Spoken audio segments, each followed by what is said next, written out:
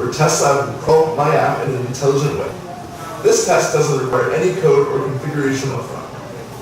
Let's talk about what type of APKs you can upload to TestLab. Debug APKs are okay, as they don't need to be formally signed. This is the easiest way to get started with TestLab. On the other hand, incremental builds with instant run will not work, because everything you need is not in a single APK. So here I am in Android Studio. I usually do a full clean build from the command line. So I'll run a Gradle clean and assemble debug command. I'll run that here in the Android Studio command line.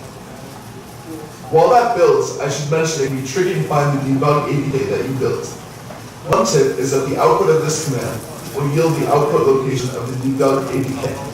If it's your preference on Mac, you can then cd into its directory and type open doc to open a Finder window, which makes it super easy to drag that APK into the Firebase console. I'll do that here. Now I drop my APK into this field. After it uploads, the first tests automatically start running on a real Google Pixel device at one of Google's data centers. It could take a while for TestLab to finish its automated tests. You can wait for it to complete in the dashboard, or you can come back later after you get an email update. When those tests are done, I'll get a convenient email alert that lets me know which test was completed and whether or not it resulted in any crashes. In fact, anyone with the reader role or more in the project will get this email. I can then click into the dashboard to see more. The dashboard shows me the path of where the robo-test went in my app, how long it crawled, and screenshots of the unique screens robo found. If I click in the Logs tab, I can see the full log had output of the app while it was being tested. The Screenshots tab shows the individual screens that my app displayed and highlights some of the interactions between my app and the robo-test. Finally, we have the video and performance screens, which will show some of the performance metrics collected while my app was being tested.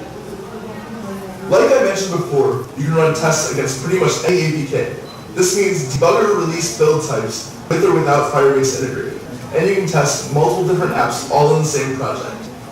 So let's talk about pricing. On the Spark plan, Firebase TestLab is free for 10 virtual tests and 5 real device tests per day.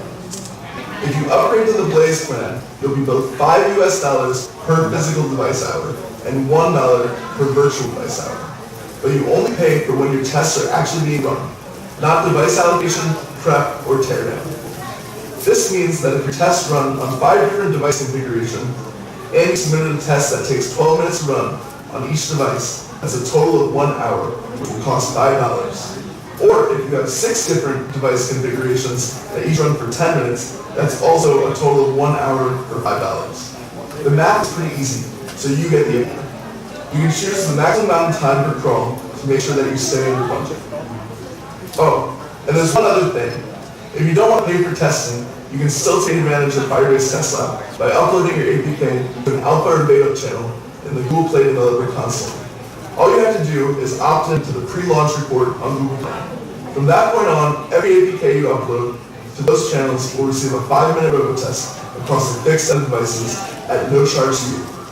After a while, those test results will appear alongside your APK in the channel where you uploaded it. Congrats! You just did your first robo test in TestLab. Subscribe and watch the next video where I'll talk about setting up your first advanced test using specific devices in Google Login.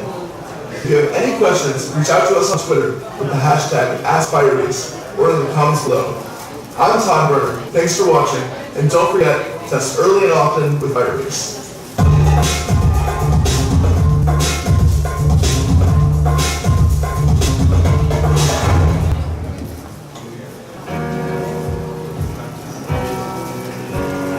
What do I love about the Fire Summit? Well, I think a lot of it's just being able to get out to my little corner of the world and go to other places all around the world and meet developers everywhere. It's fantastic. I love the Firebase Summit because it's chance to meet all the members of our community, bring everybody together, and really just learn from all the folks in the room, because we're all better together. I'm just here to trust people I have to. I love being here at Firebase Summit because it's so cool to hear from our customers all the incredible things they're building with Firebase, and to get their feedback on how we can make it even better.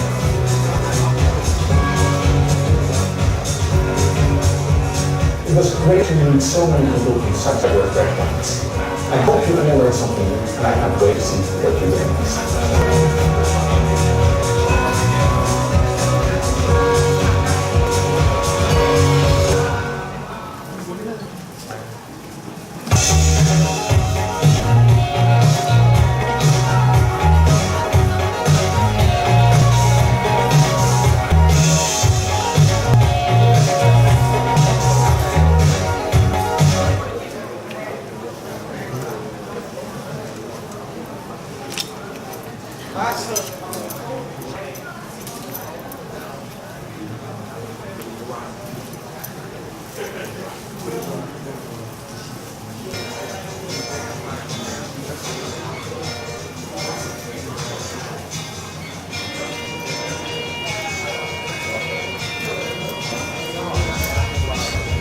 Họ đến từ khắp nơi trên toàn thế giới. Họ giúp trả lời câu hỏi của người dùng Google trên diễn đàn trợ giúp. Họ luôn luôn sẵn sàng chia sẻ kiến thức Google của mình. Họ đến thăm trụ sở Google ở Mỹ, ở Singapore. Họ gặp gỡ, giao lưu, tiệc tùng cùng hội các chuyên gia Google toàn cầu. Họ là cộng tác viên hàng đầu của Google. Xin mời các bạn tìm hiểu thêm về chương trình này qua lời kể của chính các cộng tác viên hàng đầu của Google. Cộng tác viên hàng đầu của Google giống như là một người hùng của Google, chuyên đi hỗ trợ những người dùng của Google khi mà họ gặp rắc rối về vấn đề về kiến thức về sản phẩm của họ. Thế còn lợi ích của việc tham gia chương trình này là gì? Thứ nhất là phải đam mê, cái đó thì bắt buộc. Nếu không đam mê thì bạn sẽ không theo đuổi chương trình. Thứ hai là khi đã trở thành cộng tác viên, bạn sẽ có một số lợi ích như là được Google mời tham gia hội nghị tại Mỹ và Singapore hàng năm, được một số phần quà dễ thương như vô tay, nón, bi, vân. Thứ ba là được liên kết với tất cả các cộng tác viên khác trên toàn cầu. Thứ tư là được chuyên viên Google đào tạo về các sản phẩm của mình cũng đang hỗ trợ. Em tham gia bởi vì thực sự em rất đam mê các sản phẩm của Google và rất yêu thích nó. Em yêu thích bởi vì khi em hỗ trợ được người dùng thì sẽ tạo cho em cảm giác rất là vui. Kinh nghiệm làm cộng tác viên cho Google có gì vui? Hãy nghe kỷ niệm yêu thích nhất của các cộng tác viên nhé. Từ lúc tham gia chương trình cộng tác viên đến bây giờ, mình có một kỷ niệm mà không bao giờ quên, tại vì mình tiếp xúc nó thường xuyên. Đó là con nói bây giờ anh Google còn hơn em nữa. Mình nghĩ là chắc nặng cao hơn. Bạn muốn trở thành cộng tác viên Google? Hãy đi vào phiếu tham gia và chúng tôi sẽ liên hệ với các bạn nhé.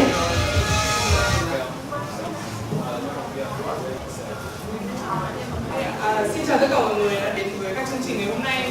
Mọi người di chuyển ở đây có khó khăn không ạ? Trời hôm nay hơi mưa đúng không ạ? Mình có thể nhờ các bạn ngồi sát lại với nhau một tí cho ấm áp, với cả cho căn phòng là đỡ trống một chút không nhỉ?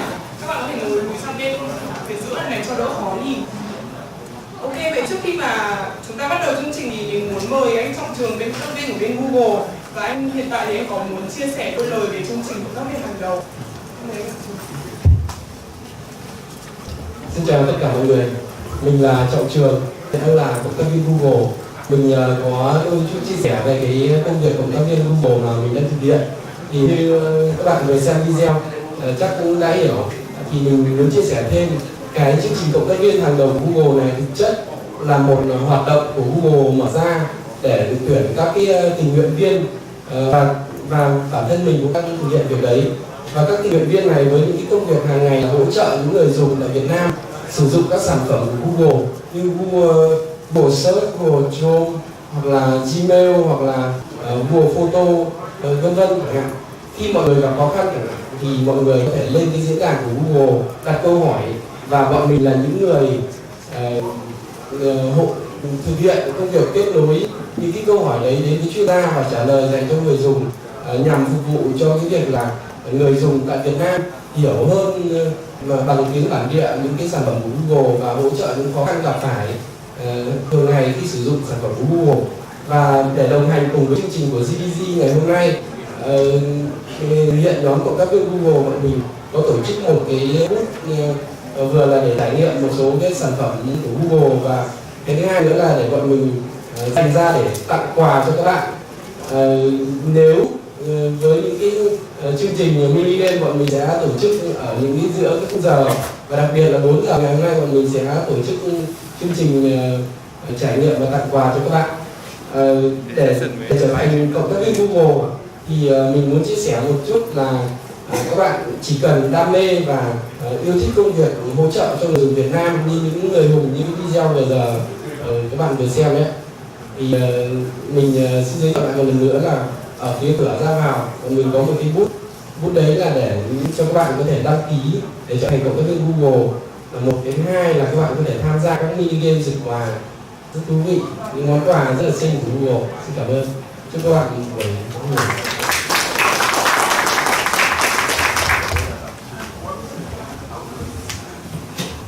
Xin cảm ơn anh Trọng Trường vì đã chia sẻ về chương trình cộng tác viên, và các bạn có thể đi về phía tay phải của cổng ra vào, ở đó thì sẽ có booth của bên Google và tham dự các cái chương trình như là mini game của bên đó nhé. Vậy thì tôi xin bắt đầu bài sự kiện ngày hôm nay. Sau thành công của các sự kiện Google I/O Extended Hà Nội năm 2018 cũng như là Google Cloud Next Extended năm 2018 và các workshop chia sẻ kiến thức về công nghệ, Google Developer Group Hà Nội, GDG Hà Nội đã sẵn sàng mang đến cho chúng ta cộng đồng những người lập trình viên một sự kiện lớn được mong đợi không kém trong năm nay, đó là GDG Devfest Firebase Summit Extended Hà Nội năm 2018. Và đây cũng là lần đầu tiên mà hai sự kiện lớn này được kết hợp với nhau, đó là sự kiện về GDG Developer Festival và Firebase Summit, và đây là sự kiện mà được mở rộng từ bên Áo. Và chúng tôi mong là tất cả mọi người có mặt trong căn phòng này, những mặt tràn đầy nhiệt huyết với mong muốn là có thể thay đổi tương lai của công nghệ của nước nhà, đúng không ạ? Thì sẽ có những cái trải nghiệm thật là thú vị và rất là đáng nhớ. Và sự kiện của chúng ta sẽ kéo dài từ 1:30 13:30 đến 17:30 với các chủ đề như là ML, IoT, Firebase và AI.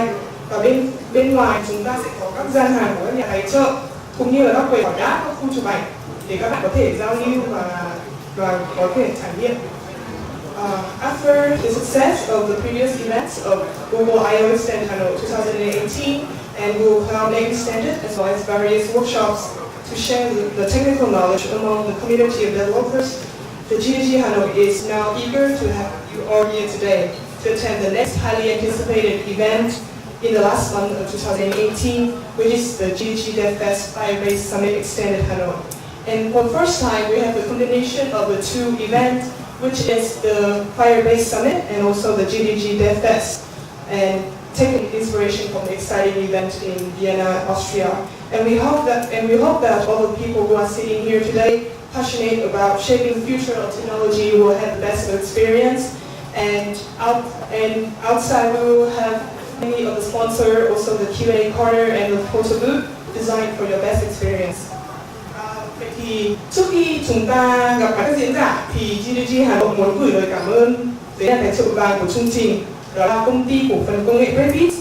Công ty này thì đã có 10 năm kinh nghiệm trong lĩnh vực xây dựng phần mềm và các giải pháp dành cho hệ thống quản trị cơ sở dữ liệu cùng với các thương mại điện tử. Vậy thì ban tổ chức muốn mời đại diện của Prediction, anh Nguyễn Quang và trưởng ban tổ chức của chương trình, chị Phúc Thị Bình Trang lên sân khấu trao kỷ niệm chương. Và một lần nữa thì ban tổ chức rất là cảm ơn nhà tài trợ đã tài trợ cho chương trình này.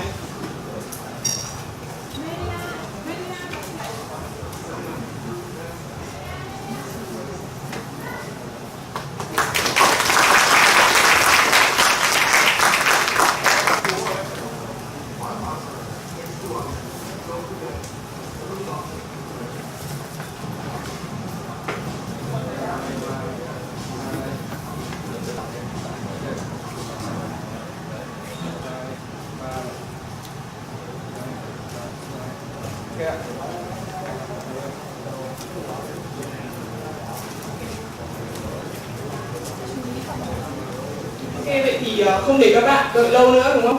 Vậy thì chúng ta hãy nhiệt liệt chào mừng anh Erik Haddad. Anh là UX Engineer của Firebase Team của Google. Và anh sẽ có bài phát biểu đầu tiên của chương trình ngày hôm nay, đó là ML Kit, the Machine Learning for Mobile Developers. So without further ado, we would like to have you, Erik Haddad, the UX Engineer of Firebase Team from Google, to have our very first talk today with the topic ML Kit, machine learning for mobile developers. Thank you.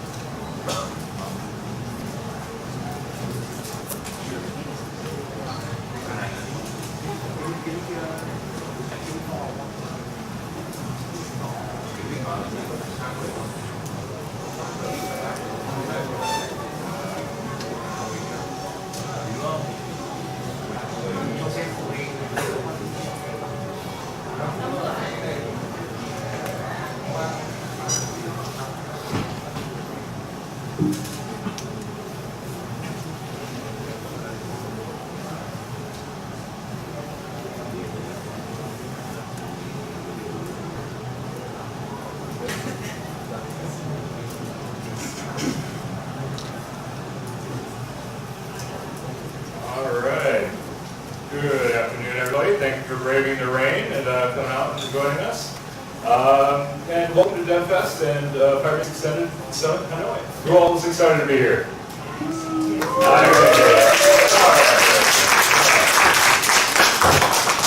Like machine learning, it takes a little while to warm up. My name is Erik, and I've come all the way from Google San Francisco to talk with you today about ML Kit and machine learning for mobile developers. Now, how many of you have kids? It looks like a pretty young audience, but how many have kids? All right, we have kids. All right, was it pretty easy to train your kid, to teach your kid? Yeah? You had one, two, one? Okay. If you had a second, wouldn't it have been easier to take what you taught them and just be able to replicate it, and much easier to save you a lot of time? How about any of y'all who have ever learned something brand new and wish that maybe you could learn a little bit from what your parents learned, or your friends, or your colleagues, whatever? It just gets a lot easier when you have a lot of input data, and that's kind of what machine learning is doing. So it takes algorithms and techniques that it allows the computer itself to learn, not just you or your children. So we want machines to become smarter. And then, oh boy, this is fun. So machines will be smarter, and therefore your products will be smarter. So it's the science of getting computers to act without explicitly being programmed. So machine learning is a subfield of artificial intelligence, and where AI strives to make machines intelligent, machine learning focuses on making learn from experiences. Should I just ditch this? I have a very loud voice. Can you all hear me? Yes. All right. I like that much better. All right. Over the shoulder.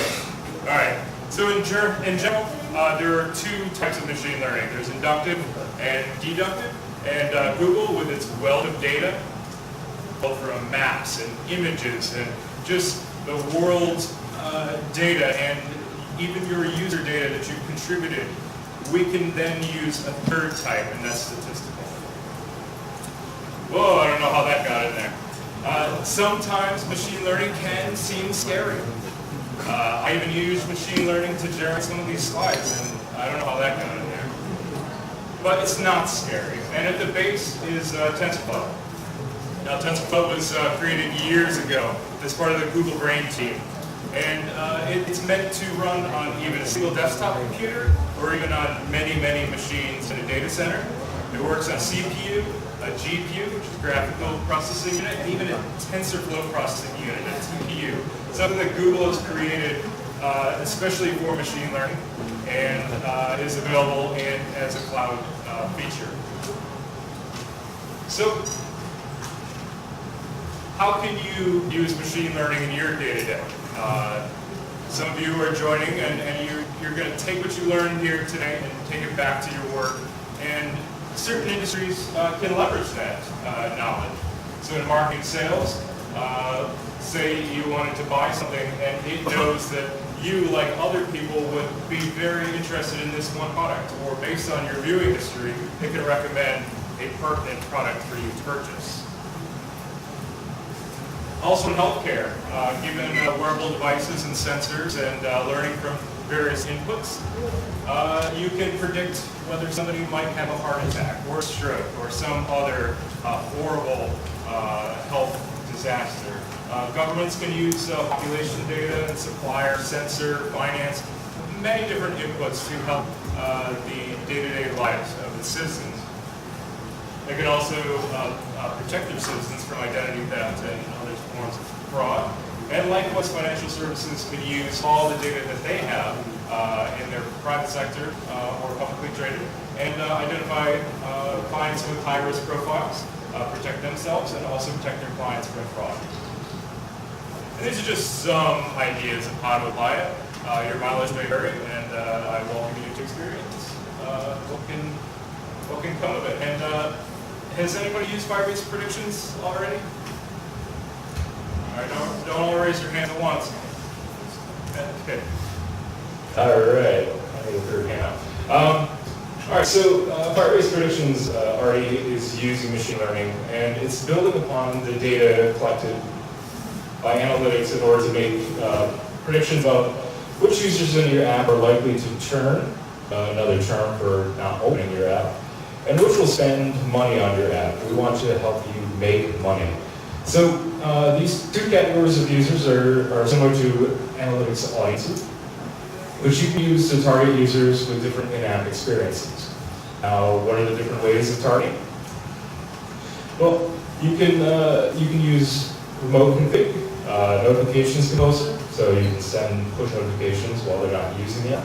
You can also use Firebase in-app messaging, so if they're already using the app, you can push a message to them. And also A/B testing, so you have a control group, and you can experiment with other rollout features, etc. So Firebase Predictions is already using machine learning in the background. You don't have to do anything, but it's kind of our first foray into using machine learning for our wonderful developers. And you can also link your app's prediction data to BigQuery so you can get daily exports that you can further analyze and push to third-party tools. Whoa, another one of those scary slides. So, how many people enjoy photography and SLR, sickle? Yeah, okay, a couple hands, good. So, as you may know, photography is about light. And when taking a picture, light can be controlled by 3 settings: shutter speed, which is exposure time, aperture, exposure size, and ISO, so your light sensitivity. Now, imagine having to know all these settings while taking a picture. It could be kind of complicated, right? Well, luckily that's not the case today. Our smartphones, I see a whole bunch of cool looking smartphones. These have automatic technologies that will help you do it. You don't have to know all these things. And those are based on the photos that have been taken in the past and a number of ways that the technology has been tuned to help you take the best photo possible without having to know all that extra stuff. And that's really the power of machine learning. So machine learning today is similar to photography in the early days. It can be overwhelming, a lot of concepts to learn about, and I'm going to throw a whole bunch of buzzwords at you now. You're ready for this? Neural networks, forward propagation, backward propagation, gradient descent, convoluted neural networks, you have RNNs, learning rate, regularization, tensors, etc., etc. So there's a lot of stuff you have to know, and there are a lot of PhDs, a lot of people, especially smarter than me, who have spent years and years working on this. Well, that's what that looks like. That's what they have to go through to develop that. There are a lot of steps, a lot of points of failure here. So what we've done with MLK is kind of simplify that. You just select the model and makes a prediction, right? So we made it very, very simple for you. So yeah, MLK is kind of like that automatic feature when you're taking a photo. We took a lot of that abstraction, a lot of complication, and yeah, we made it simple. So MLKit is a mobile SDK that brings Google machine learning to Android and iOS apps. How many mobile developers here? Okay, a few hands, all right.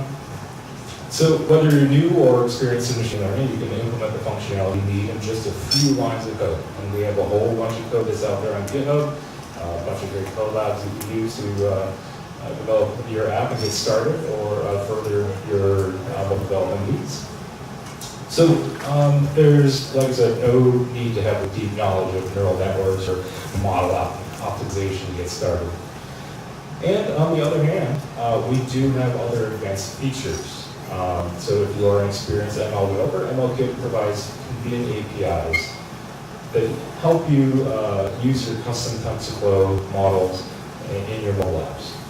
And like I said, works on iOS and Android. We don't play games.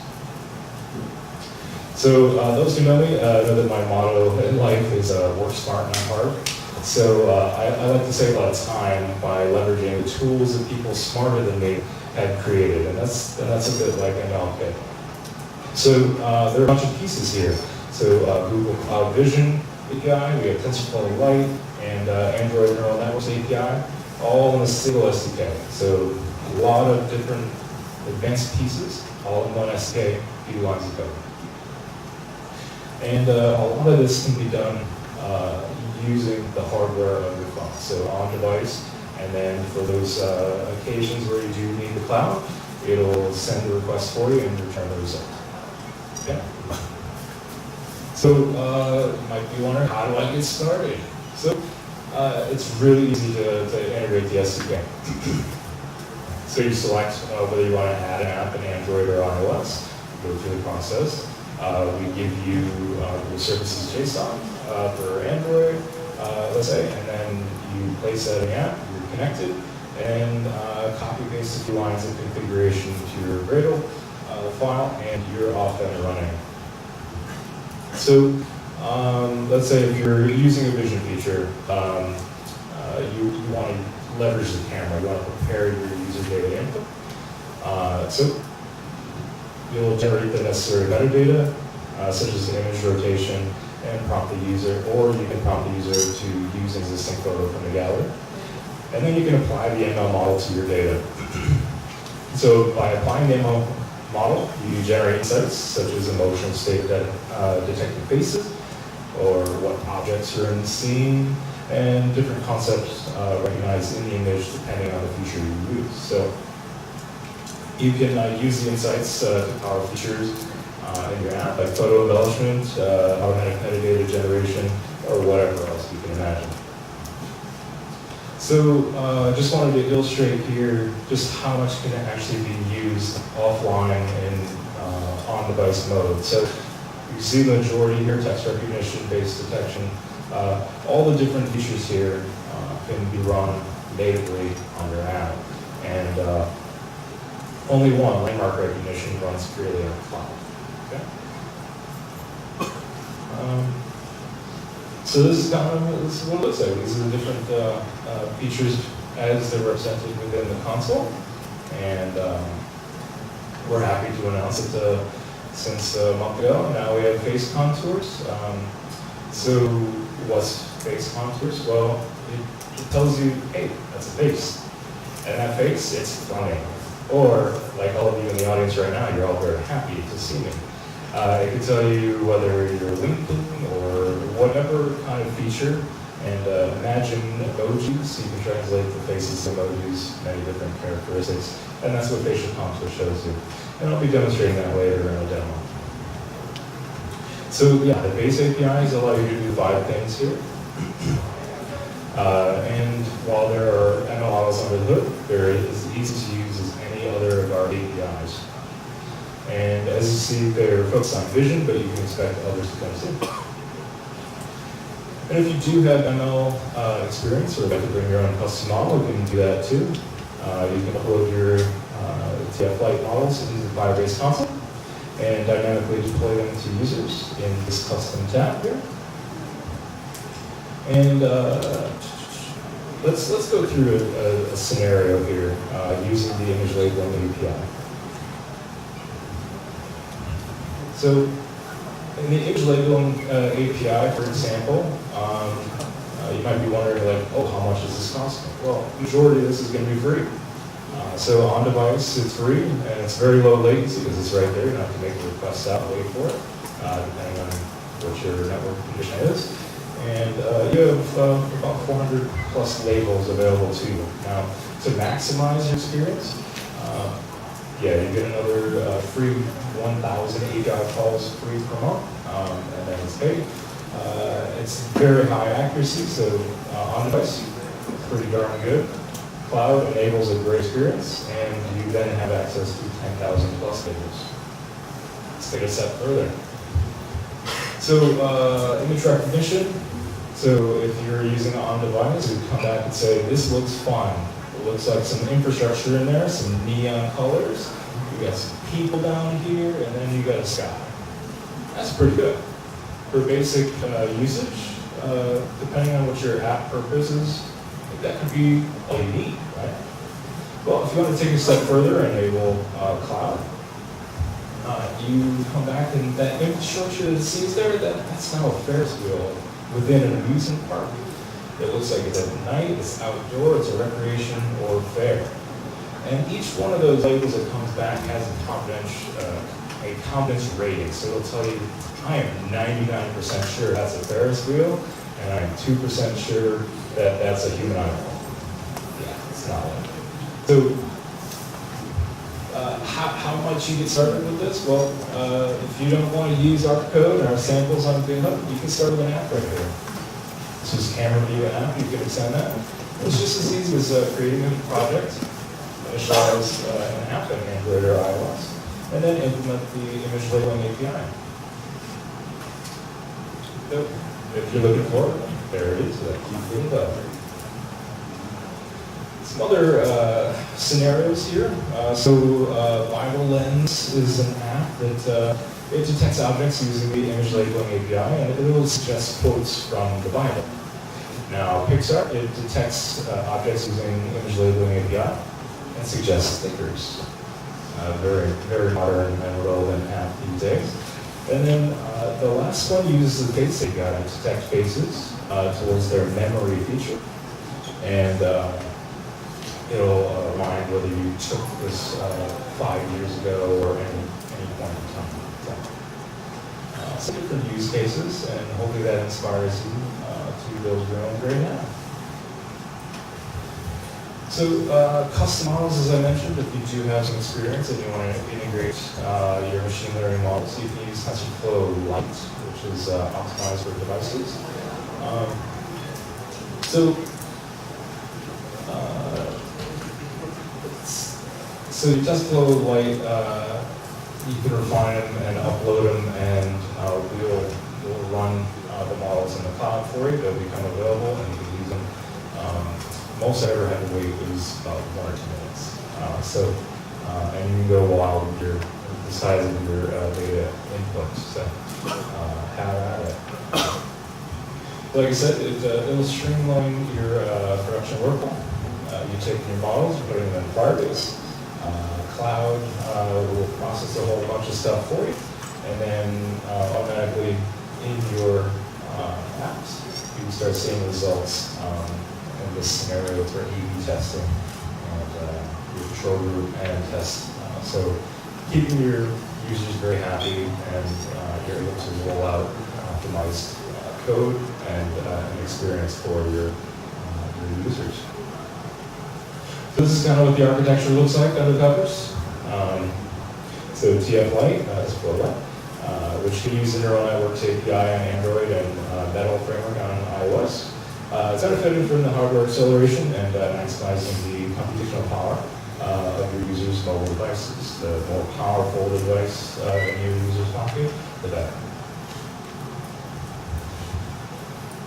Now to give a TensorFlow Lite model is pretty easy. TF Lite offers this TF Lite convert script, as you see on this slide.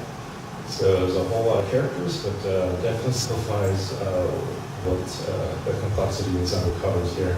By running this simple command, you can easily get back a TF Lite model suitable for inferences on mobile devices, and you'd be able to upload that. And like I said, look for that custom tab, and we'll have browse button and upload. So give it a name, and it'll correspond to your code. In this case, fish classifier v1 is my name. And you can upload different versions of your model, and there are also some controls, an overflow button there, if you want to delete it or rename it, etc. All right, so A/B testing with machine learning. The first step is to create an experiment for your model name via remote config. And then you use remote config SDK to get the model name on Android and iOS. And A/B testing is just as simple. And it might seem too easy. Then you want to train the model.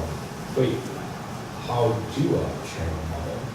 Well, many developers can explain the machine learning scenario they have, and they have it in mind, but it's hard to get started, right? So we have a partner, FishBrain, who train a model to recognize different species of fish. Other companies detect, say, food that you want to put in your body, or know how many calories that is, or different variations of food. They chose to go with fish. So the idea is cool, and you may want to similarly come up with a bird classifier or calorie tracker or whatever. But here's their use. And before I get to their demo part, I want to talk a little bit about transfer learning. I know we're kind of getting into the weeds of machine learning, but yeah, let's talk about it. Modern image recognition models have millions of parameters, right? So training them from scratch requires a lot of labeled training data and a lot of computing power. Well, transfer learning shortcuts most of the process by reusing existing models that are trained on related tasks. So in this example, we use the lower layers of Google's existing image classifier model based on convolutional neural networks, CNNs. You just need to prepare your own labeled training data and retain the script with a new classifier. So yeah, there's a retrain script, looks a lot like the other one, and that'll get you off and running. And there's a great code lab that'll walk you through different detection of, I think the first one is flowers, and so definitely have that and let us know what you think. So as I mentioned, FishBrain, a lot of input here. This is 80 plus megs, and we want to get that down. We want our apps to be small, especially for emerging markets. We definitely want to minimize and our footprint of our app. So compression, I'm very excited to tell you that compression feature that's in alpha right now. So within the Firebase console, you'll be able to compress all that data down, and as in this case, FishBrain, they're able to take 80 plus megs, and we came back a model with less than 1 meg. So, and once you sign up there and you're approved, this is what it'll look like in Firebase console, and we'll be able to walk you through your compression strategy. Okay. Now some sample workflows. So conversions and compressions, and as I said, you can go to Firebase, and then it will be within minutes available to your app on Android or on device. All right, so that was a lot of words, and that was a lot of advanced concepts. It's always better to see it in person. So I'm going to pray to the demo gods here, and I'm going to do a live demo. Who thinks this is going to work? All right.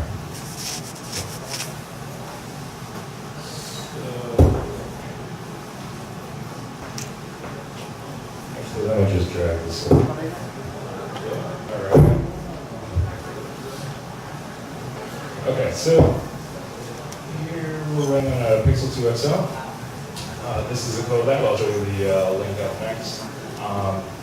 But here I want to demonstrate how easily this is to actually detect text, find faces, and find objects, okay?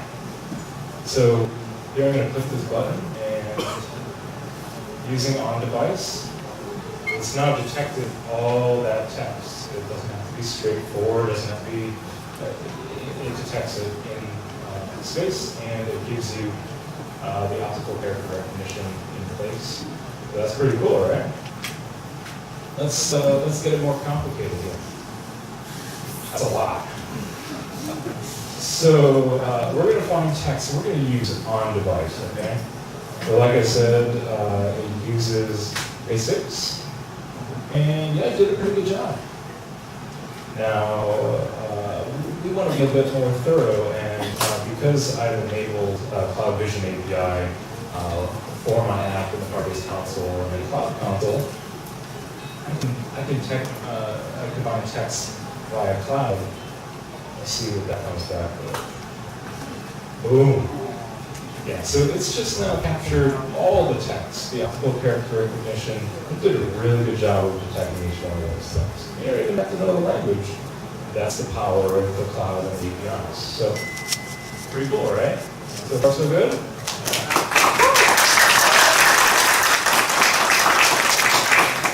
You're learning.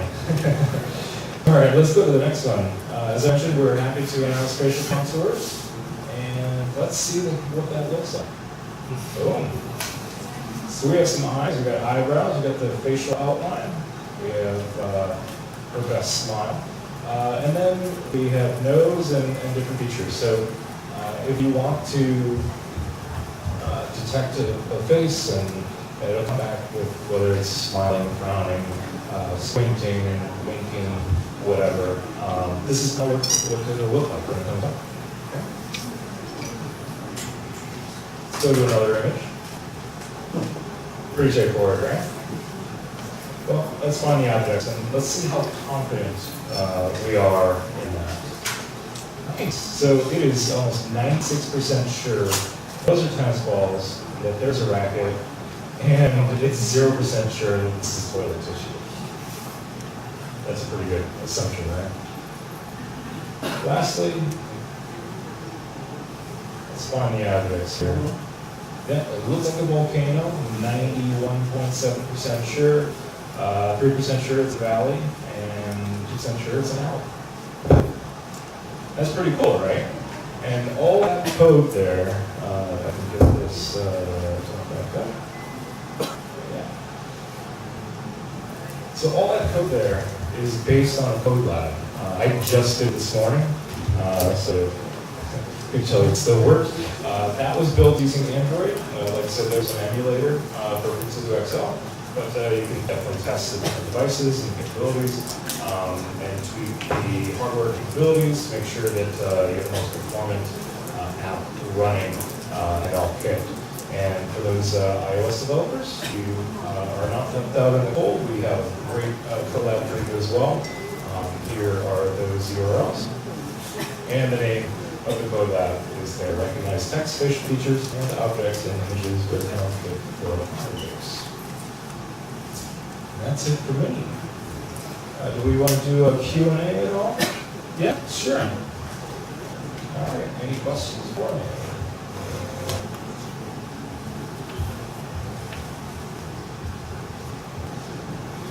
Who here is going to go home and implement this? This is me questioning you. All of your hands are up, or I just Yeah, all right. All right, well, I'll be available for question and answer outside. I hope you enjoyed this, and best wishes, and I hope to see your awesome app available in Play Store or the App Store soon. Thank you.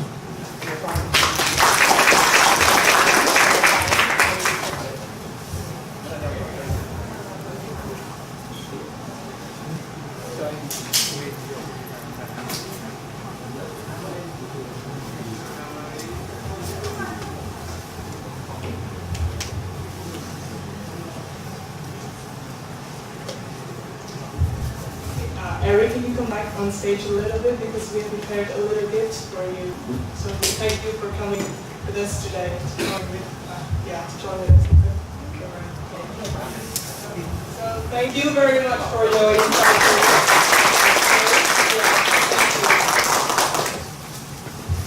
Vậy thì bọn mình không có bạn nào có câu hỏi gì với cả anh Erik? So actually there's one audience that has one question for you. Sure. It's okay. Can I hand you over the mic? I'm so sorry. We're from mic. Alright, thank you. Mr. Erik, I'm very interested about the capability of the recognizing object. But what about changing new object model? Do you have any demo about changing new object? Maybe something like that. So training it. So you have a bunch of scripts there that can help you, and your model is only as good as the input. So definitely having a wealth of input data to train the model, and then you can tune it, your tolerance level for faults, and re-inputting the learnings from the model into it to. And it could bloat it out a little bit the more less tolerant you are, but yeah, the amount of data into it and your tweaking of the experience can help you train models and throw them into Firebase. Thank you. Any other questions? I'm still here. Yeah, any other questions? I can always translate the question for you. All right, we're warming up. Yeah. Yes. All right. Just a personal question, and I'm using some API of Google Cloud. Okay. And something is easy for me, but when I want to using some API about the computer vision, I need to create cards, and with my it's difficult to have a credit card. It's not difficult, but it's not convenient. So why need to create cards for using API? I think is have a 1,000 per month is free. So why Yeah. need to create cards? Mike McDonald from Console will be able to answer that. Like I said, all but landmark recognition does a pretty good job just being on-device processing. So you could pretty much get by with a good amount, good performance, just based on the on-device models. Okay. For the more advanced scope, yes, 1,000 might not be enough. It might be enough for you to develop your app and start getting some traction and maybe some funding and then pay for it all. But processing APIs, we have to put some limitations in place. But we're definitely willing to work with you through credits and other opportunities to help offset that cost so you can definitely maximize the APIs and build some great apps. We're definitely we want to make you better app developers and have you have the best experience. And with your GGs, you can reach out and hopefully they can get you some credits and some additional support. Okay. Yeah. But like I said, the majority of the heavy lifting can be done on device, and I imagine in the future we'll probably increase the quotas and scale out as you scale out. Okay. I think there was a question here. Yes.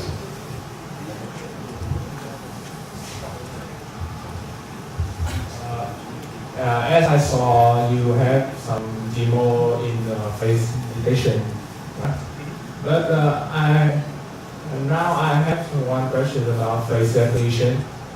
First, you have to do some face detection, but after that, I want some algorithm to make a process to recognize my face. So how can you do that?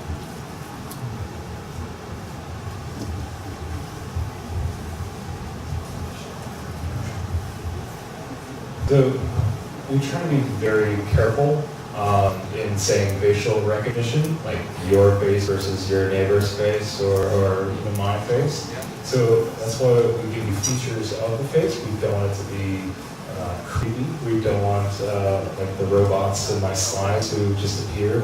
We want to be very safe in providing you an API that does not violate privacy or anything like that. We have tools that help you take the characteristics of a face and map it, and you come up with your own algorithm for uniqueness and matching whatever. But we won't give you an API to say that's your face or my face right away. So do with it what you want, just please be responsible. But yeah, facial characteristics and contours can be unique, and you can leverage it as much as you need to make your app stand out and do whatever task it should. Yeah. Any other questions? Yes, sir.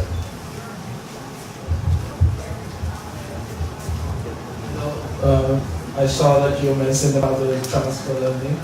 So as I understand that when you have a model, you want to use a model for another things. For example, you have the model to recognize a cat, and then to apply that, for example, to recognize some kind of dogs. In that case, so if in the cloud already have some models, right? Can we use that model, cloud model for our application used to transfer learning? And we should provide the tools for that.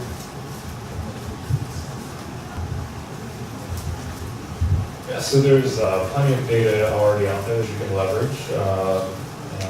TensorFlow, I believe, came out 3 years ago about. So a lot of open source initiatives and a lot of data and models that are already out there. So you can take those in, you can train them and tweak them however you want and upload them to the cloud.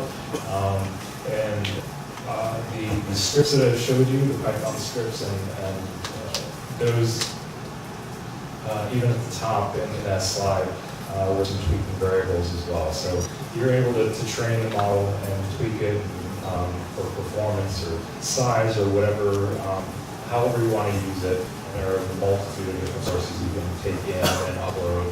And especially we sign up for the compression, we could get that footprint down. And yeah, so it's very flexible tooling, and definitely welcome you to play with it and break it and do whatever you want to.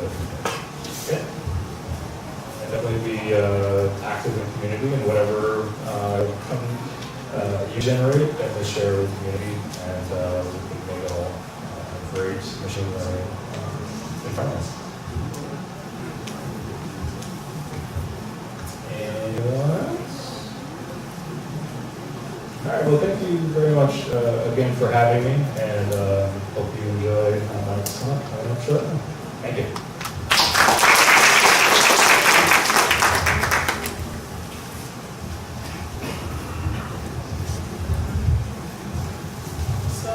Okay, thank you once again, Erik, for your insightful sharing. And our next presentation from McDonald will begin in about 5 minutes, right?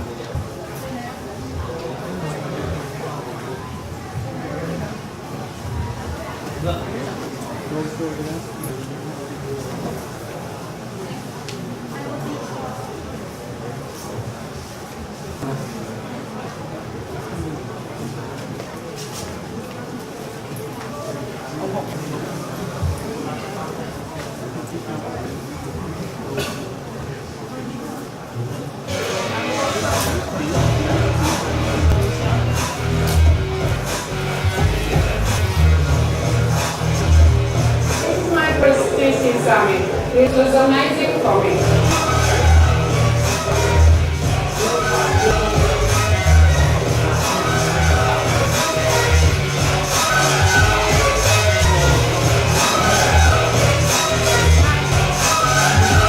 People write code for them to do. And this information is all just kind of public on the internet. I'm going to tell you right now, don't worry about that. That is how the internet works, right? If you don't have this information, your app doesn't know where to go, who to talk to. So you have to provide this information out of the cloud. And things like that API key, it's not a secret. It's just an identifier that says, hey, this is my application out on the internet. It has to be in plain text. It has to be here, otherwise your application can't do anything. So the rest of the tips in this talk are going to basically say, okay, if this all has to exist, you don't have to fear that. How do we actually make sure that with all of that information out there, that other clients don't take all of that, copy into their application, and then abuse their application for whatever evil purposes they have. So we start off with Firebase authentication. So if you can't trust your clients, how do you actually start something that you can trust? And the answer is typically, so we can imagine our mobile app or website making some HTTP request up to something like Cloud Firestore. And we can't test that request, right? We already predicated, we have a bunch of information that has API keys and databases. We don't know where that's coming from, but, right, we don't want to trust that. There's a little piece on that in the authorization header typically that says, hey, with this authorization header, you can trust this person. So the question is, how does that actually happen? How do we know that we can trust that?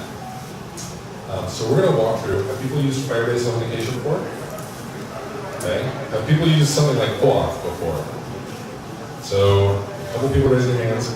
I guarantee you've ever signed into Google or Facebook. You have, which I'm sure all of you have signed into Google or Facebook. You have used OAuth. That is the protocol that allows you to sign in. So we're going to kind of walk through how that works. So we have a bunch of these things. They're called identity providers. So when you sign in to an application via Facebook, for instance, or in this case, we're going to sign in via Google. And you sign in, you give them your email and password, and they return a bunch of these claims. So for instance, a user ID, a name, a profile picture, an email, etc. So you can imagine a very simple world where we just kind of throw those claims over to say, hey, Firebase, this is user 314, that's a bunch of information up to the internet. Who really knows how to trust that? So what these providers start doing is they provide this thing called an access token. An access token is basically a cryptographically signed payload or a cryptographically signed thing of that information. It basically says, hey, this thing will expire after a certain period of time, but Google is saying, hey, I validate that this information is correct. So you can pass that access token over. And then whatever service implements it can actually go and say, hey, Google or Facebook or whoever, is this person who they claim they are? And Google can say yes, or if that token has been malformed, right? If somewhere in the middle someone changed information of that to try and be someone else, Google would say no, that's not the person. So Firebase will then go and do that validation and say, yep, you've signed in via Google, we trust who you are, and we'll give you back a user ID and what we call an identity token. So identity token is basically just Firebase now saying, yes, this person is who they claim they are. It's in the form of something called a JSON web token. So it's basically just a way of encoding all this data. So it has a header. Basically just says, this is the algorithm that we use. It has a bunch of data. So in this case, information about the user. So who provided it, their username, a bunch of other information like their email. And then, this is a really cool part, it has a signature. So a digital signature, just like if you sign your name on a legal document saying, I am who I claim to be, the signature will actually validate. So if someone comes along and changes any of those contents to try and say, make Mike into Erik or Erik into Mike, we're going to validate that signature and the signatures won't match anymore, right? Because this information no longer matches what was originally done. So the request will fail, and we'll know, hey, this person isn't authenticated. So, what we'll do is when Firebase makes a request, we'll pass along that Firebase auth token, and then Firestore can say, yep, I know how to validate that token. We don't have to call out to Google every single time to validate it, right? That probably wouldn't be a good idea if we had to call out to Facebook and Line and everyone. We would just, want to validate our own token. So, yes, the short answer is we built a system that allows you to securely trust who your end users are. Kind of everything has to rely on that, because that's where we come from. Okay, so know who in your application every user is, but now you have to determine things like what they can do and kind of what the rules of your application are. So we offer a thing called security rules. So Firebase rules are the things that actually stand between your client and our database or file storage system or whatever. Right, so after you've proven who you are, we now have a bunch of rules and logic. We call them, it's in the known industry as attribute-based access control. So for instance, in order to get in this door to visit this event, you have to prove your identity. So that could be that auth token. And imagine a world where maybe we were more strict, we'd make you show an ID card, for instance. And that would be that kind of digital signature that says some trusted authority has let you in. We could also add another set of restrictions. We could say you're only allowed within the building between 9 a.m. and 5 p.m. And that would be a set of attributes that control your access. So in addition to who you are, there's some other set of things that control your access. Or, for instance, we could make you, show that you've deployed an app to the App Store. Some kind of arbitrary thing. So, we're going to take a simple app and try and protect it in this model. So, how many people use GitHub? Most people use GitHub or some other kind of product management tool. Awesome. So, we're going to imagine that we have kind of, GitHub projects, for instance. And those projects have a name. Some could be public on the internet, or they could be private because you only want to share them with certain people. And let's try and secure that. So, we've done our authentication check. We know who a user is when they want to come visit the project. But now we have to do that additional authorization check. We have to say, for instance, if something is public, anyone can read it. But if something's private, you have to be a member of that group in order to read it. We also have to do schema validation. So as we saw, there are a bunch of fields. There's, for instance, the project name. There's the status, if it's public or private. We might have information about who created it or who is allowed to use it. And we have to validate that if you're writing to a database, that data is intact, right? And then we have to do business logic checks. So for instance, what happens if I want to make my app public when it was private or private when it was public? We have to check and make sure that the kind of business logic of our application is going to check out. And those together form this decision of whether the action should be allowed or denied. So let's take a photo. Awesome. Feel free, if anyone's trying to take a photo and I go forward, feel free to stop and I can go back. So, we're going to walk through each of those in depth. And we're going to talk first about authorizing. So, if authentication is who you are, authorization is what you can do. And in our world, we're going to say if a project is public, anyone can read, but only members of that project can write. And if a project is private, only members can read and write. And we can take a look. So, we have this thing called security rules. And it starts with a service definition. So you can say, for this service, for instance, Cloud Firestore, which is our NoSQL document-oriented database. Within that database, we have these project paths. So we've used an API before, this should look pretty familiar. It's just an HTTP path. So projects, and then this little thing is a wildcard. So we're saying for any project ID. So it could be, that Firecats project or Firetruck or whatever the project name is. It could match any of them.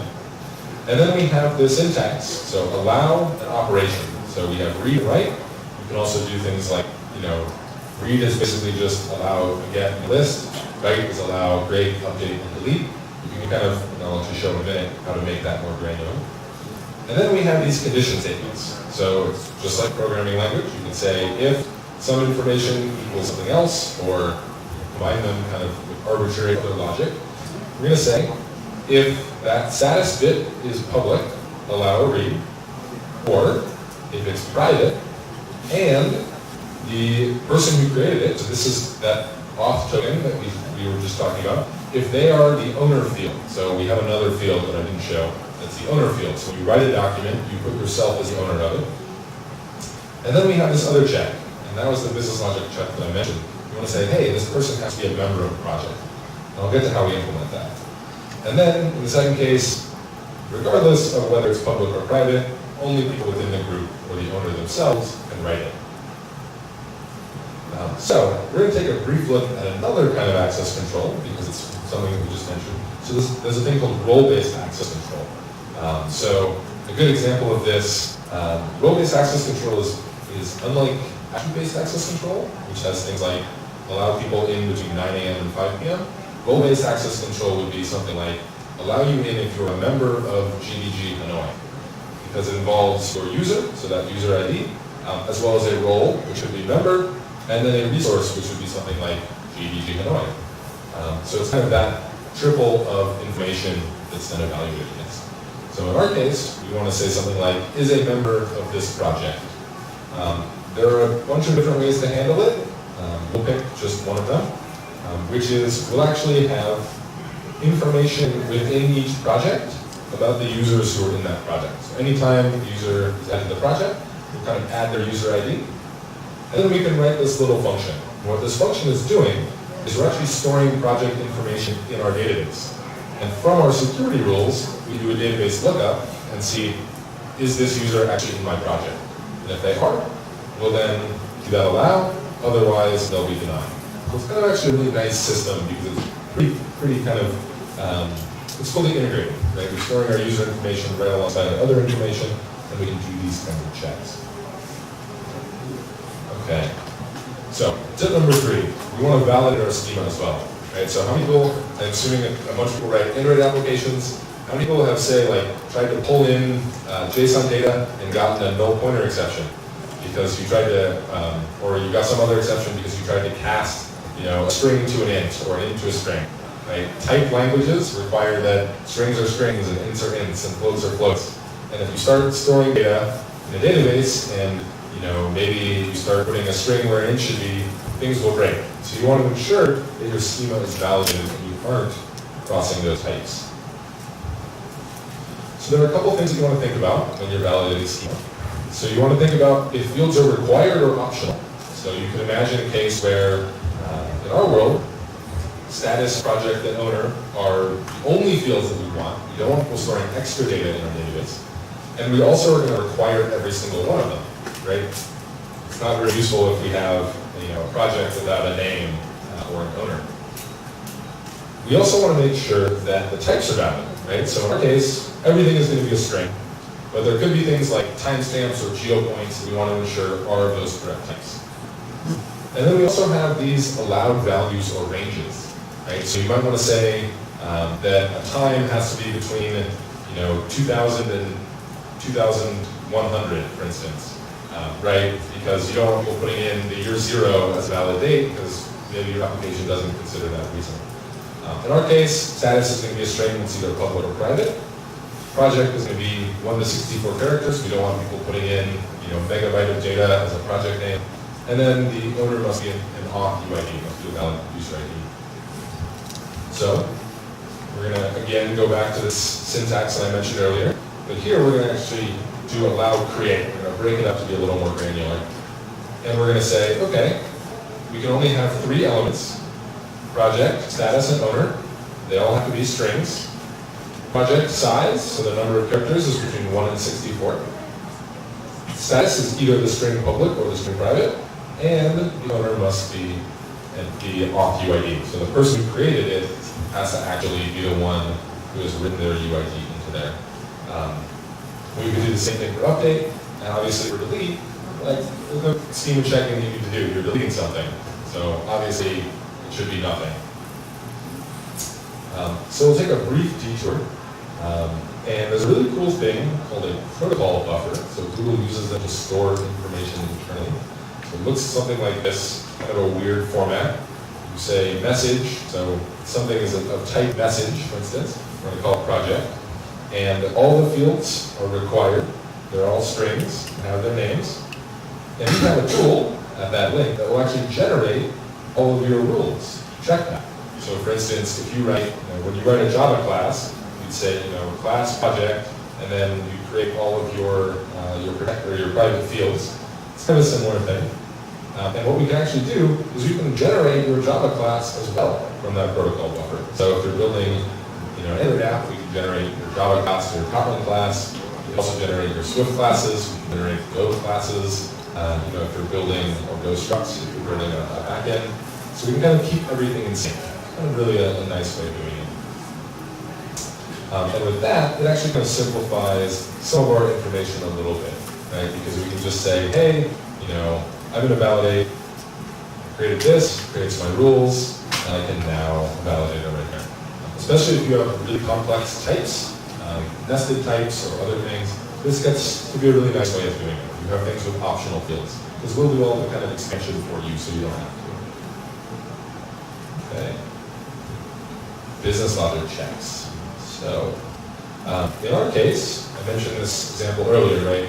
What happens if you have an application that's public and you want to make it private, or private and you want to make it public? Right? If anyone in your project can read or write, then they can just make it public or private, and maybe you don't want that.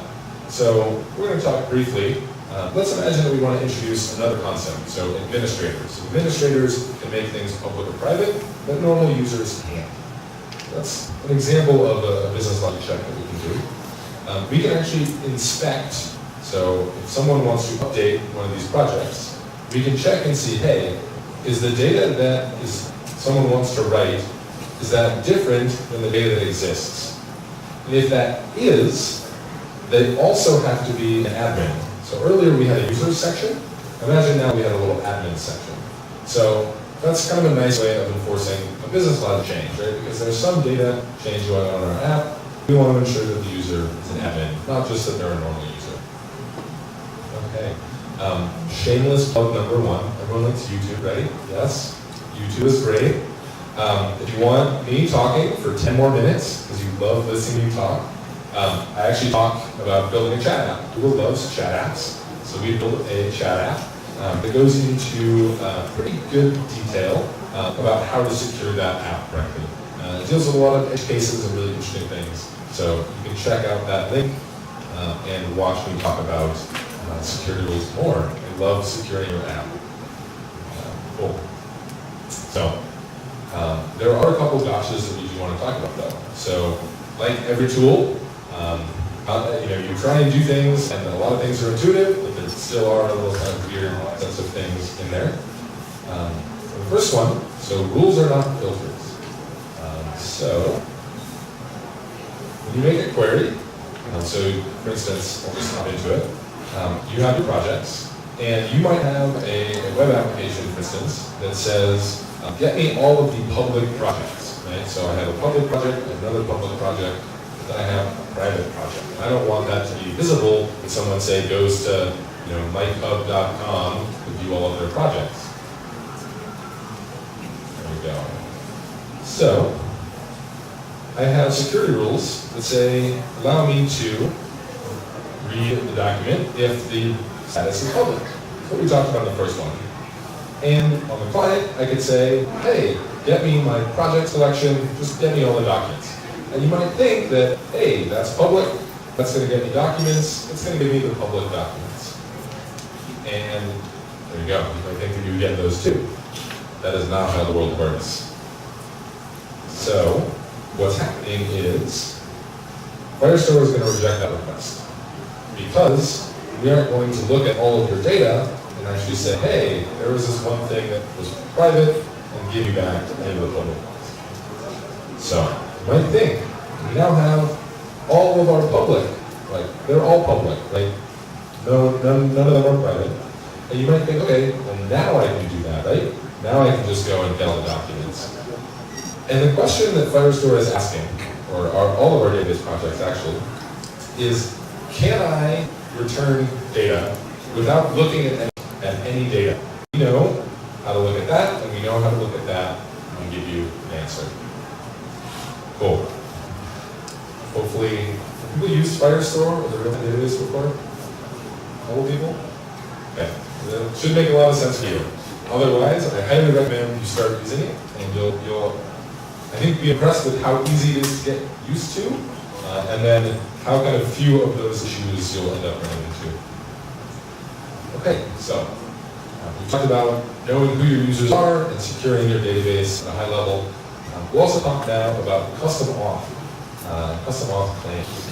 So, another way of representing that admin claim that we talked about, of instead of storing information about admins in the actual database, you could, if you wanted to, add another claim to that identity token.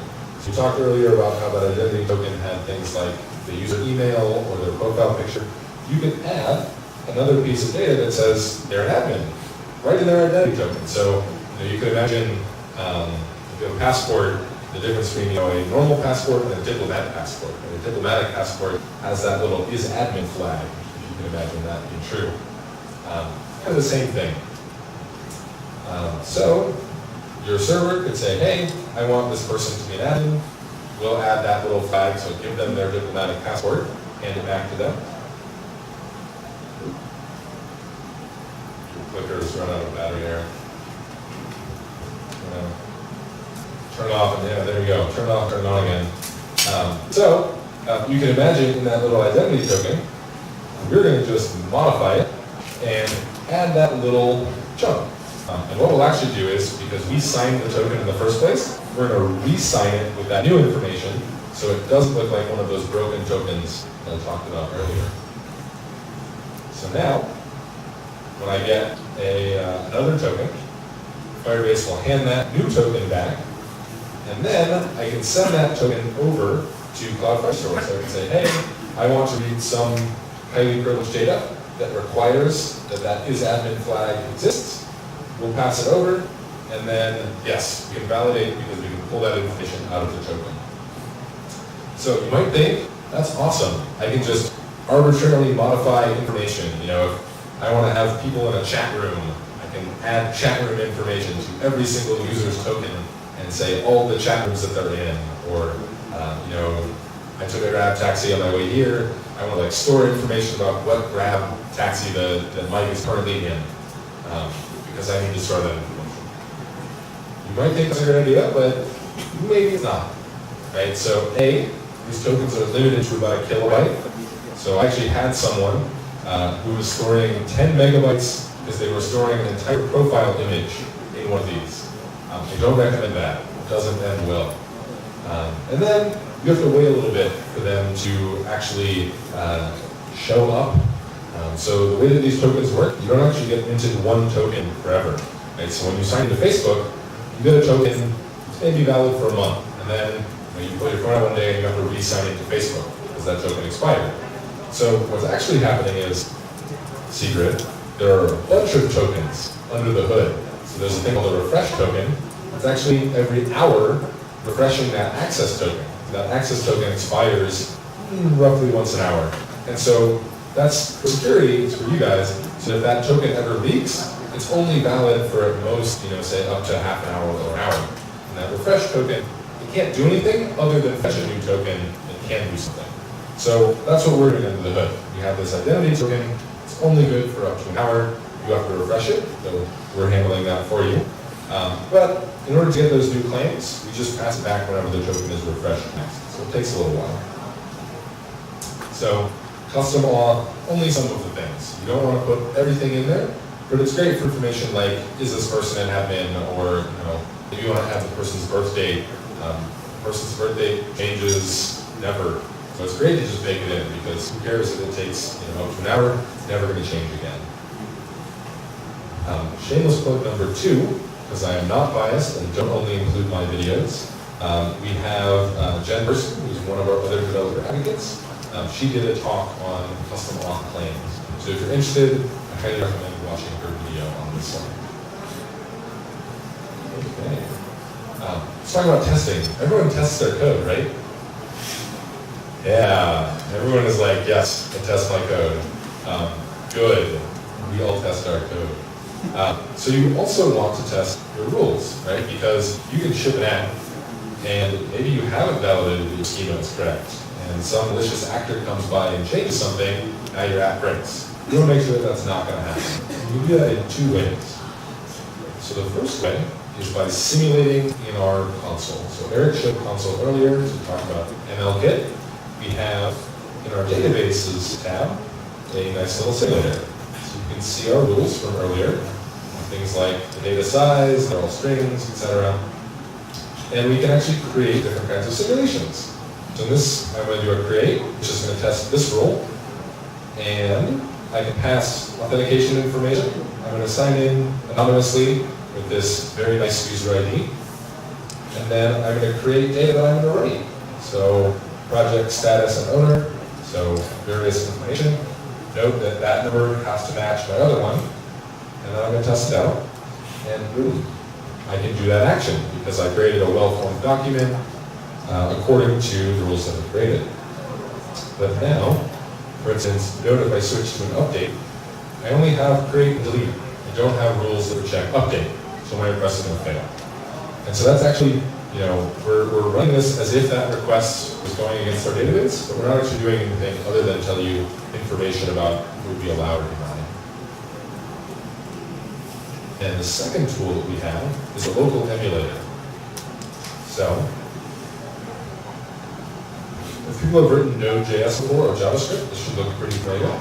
But you can create this kind of test application, and then you can create actions that you would do. So for instance, I have a private collection with a super secret document that I'm going to fetch, and I have a public collection with a not so secret document that I'm going to fetch. And I'm going to write a bunch of assertions. So I want to assert that the thing that I expect should not succeed will fail, and then in that, I'm going to assert that the thing that I think should succeed will succeed.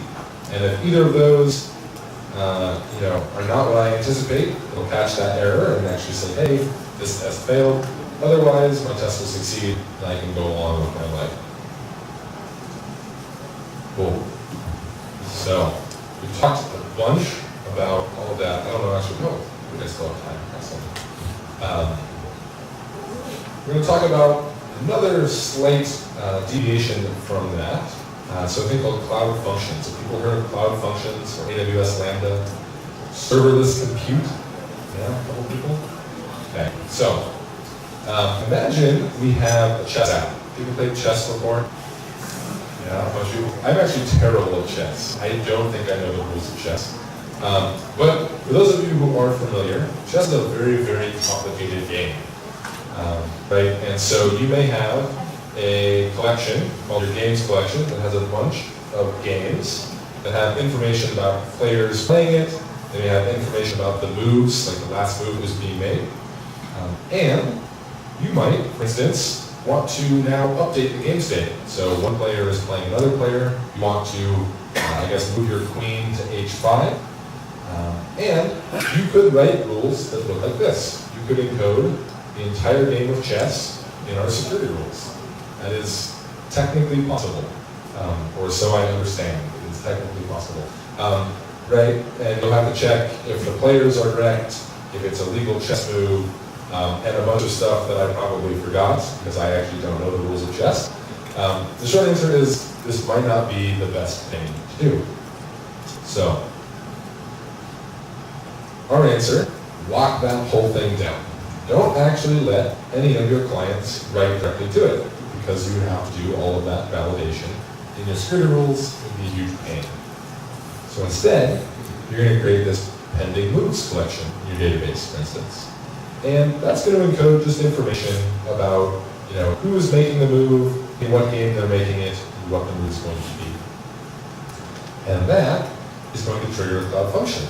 And that cloud function may, for instance, pull in a library from the internet that someone else wrote that will validate that, that has all the rules of chess in it, and will validate that in that particular game, with that particular game state, queen to h5 is a legal chess move. And maybe it'll do a bunch of other information like checking if the players are in the game and the game hasn't ended, etc. Maybe you're building a cross-platform chess game and you don't want to encode all the logic of chess into your application. You're going to offload that onto the server. That function will think, and then it has the ability to write back. Maybe someone gave it in his admin flag. It can write back to games collection, and then that information can be passed back down to clients. So that's super useful for other things as well, right? So imagine we are storing information about our players in that player collection. So we have their names, their URLs, what site they're on, etc. We can actually pull that information out into another collection, our users collection, because, for instance, if someone wants to change their name, we can trigger another cloud function. So I guess you can't see it, kind of hard, but trigger another cloud function that can then write information back to all of those other player collections. So we call that fanning out data. So it's kind of going into one source and then fanning out to a various number of other sources. Okay.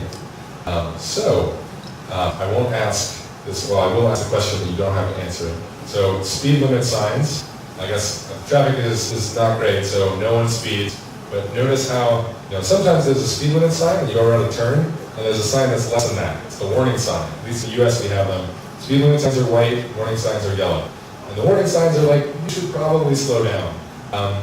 We offer a bunch of warning signs. You should definitely listen to them, regardless of whether or not you listen to them when you drive. So typically, when you start using Firebase, you just say, yep, anyone can read or write any data anywhere. Right? That's actually just what you develop, right? You're like building a MySQL app, and you're like, yeah, anyone locally can just sign in. The password is admin or whatever. I think that's probably still admin. And you just let anyone do anything, right? So typically, you'll open up your database, you'll start working on things. Ideally, you're going to secure your database, right? You build your application, things are going great, you come back and you're like, great. I'm going to change my password to the database and ensure that the schemas are all valid, etc. And then you ship your product. But the reality of life, right, that's kind of boring, right? You don't want to secure your database. You want, I'm going to start building that other feature and then I'm going to ship it. And no one really cares about security. Except you're like, oh God, wait, did we actually do that? And then hopefully, you actually go back and fix it. There are unfortunately a lot of people that don't do that. And databases are exposed on the internet, and people end up finding it and taking your user information or doing other malicious things. You don't want that to happen. So we provide a number of warning, those yellow warning signs when you turn a curve on the highway, to tell you, hey, your security rules are public, so anyone can steal your data. Right? That's a pretty big warning sign. Right? If you're allowing anyone on the internet to read and write anything, probably not the way that you want to build an application. Pop up little warnings there and there. And then we also send you emails, right? So if you have a database that's public on the internet, we send you this email. And then you can go and edit them, as well as learn more information by doing talks like this, or listening to talks like this. Cool. And the last one, keep your employees on a short leash. So this is a metaphor of basically, ensuring that they're not going out and doing crazy things, but not literally. You don't condone that. So everyone thinks this is a bad guy, right? So you build your application, you send it out to the internet, and something bad happens, and everyone's like, oh, it's the guy in the mask. Like he's the one stealing all our data. But the reality is, it's probably just that guy, like the office IT guy who tripped over a cord and deleted everything from the database, right? And it's not anyone's fault per se. He didn't know what he was doing, but maybe he had access that he shouldn't have had. He had the ability to create problems where there really shouldn't have been those issues. So we also provide these nice little roles. So typically, if you want to give, we'll call him Joe. If you want to give Joe an example.com a role, you have to say, yep, Joe is an owner. And you don't want that guy owning anything. He just deleted everything. You don't want to give any special privileges. Normally, you have to give him one of those. We call them primitive roles, because they kind of grant access to everything or nothing. Yeah, there you go. Right access to everything. We now give you access to a subset of things. So you can actually say, yep, Joe only needs to send push notifications. Joe shouldn't be able to, delete everything in our database. So we're going to give Joe only grow access. We also have the ability for you to kind of create whatever arbitrary thing you want. So you can imagine you have an employee that only gets permission to use one product, or only gets permission to use a subset of a couple of products. You can actually create whatever role you want to kind of be custom tailored to them. Okay, that was 10 quick tips, hopefully quick enough. I will be here a little while longer, and then also happy to answer questions if you have any. Otherwise, thank you very much for coming. Enjoy the rest of your day.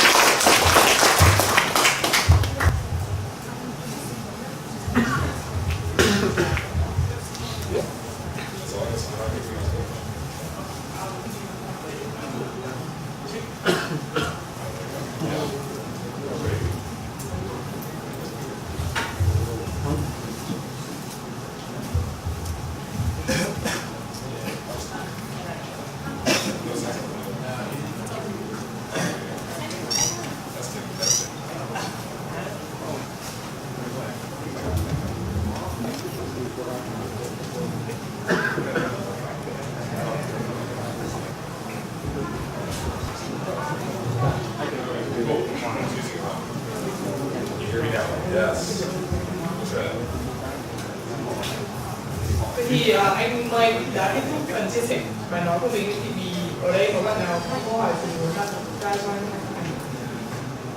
Các bạn đừng ngại nhé, cứ hỏi nếu mà có vấn đề thì tớ sẽ giúp của mình được translate giúp mình cho anh Mike. Có câu hỏi gì không?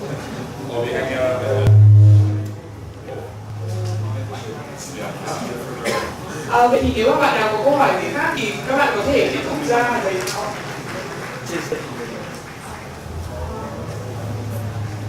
Okay, can you back next slide? Slide have been taken. Yes, contain by have. New batch. Can you turn back to the slide of the user ID? It's going to take a minute. Right. Oh yeah? The first one? Là vì cái token mà họ chịu màu đỏ. Token have Token with the branch. Sorry. Tức là nếu mà cái xích signature bên dưới nhưng mà nó match với đây cái từ MGB So what if the signature that it matched with the UFD tag? So what will happen? So không thể nào lúc nó sẽ tìm hack trong cái signature match. So what if it's not like an error, but if we match the signature with the UFD tag, so what can happen? Yeah, so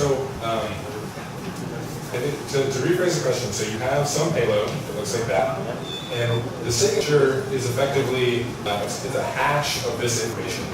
If you've heard of SHA-256 or MD5 or one of those algorithms, it basically takes this information and compresses it cryptographically into a signature. And so what it's referring to is, so now you have this new information that's something different. And the question is, what happens if that data compresses into that exact same signature, correct? So if this, we actually say, hey, we want to validate that signature, and it is validated by incorrect data. That's the question? But I want to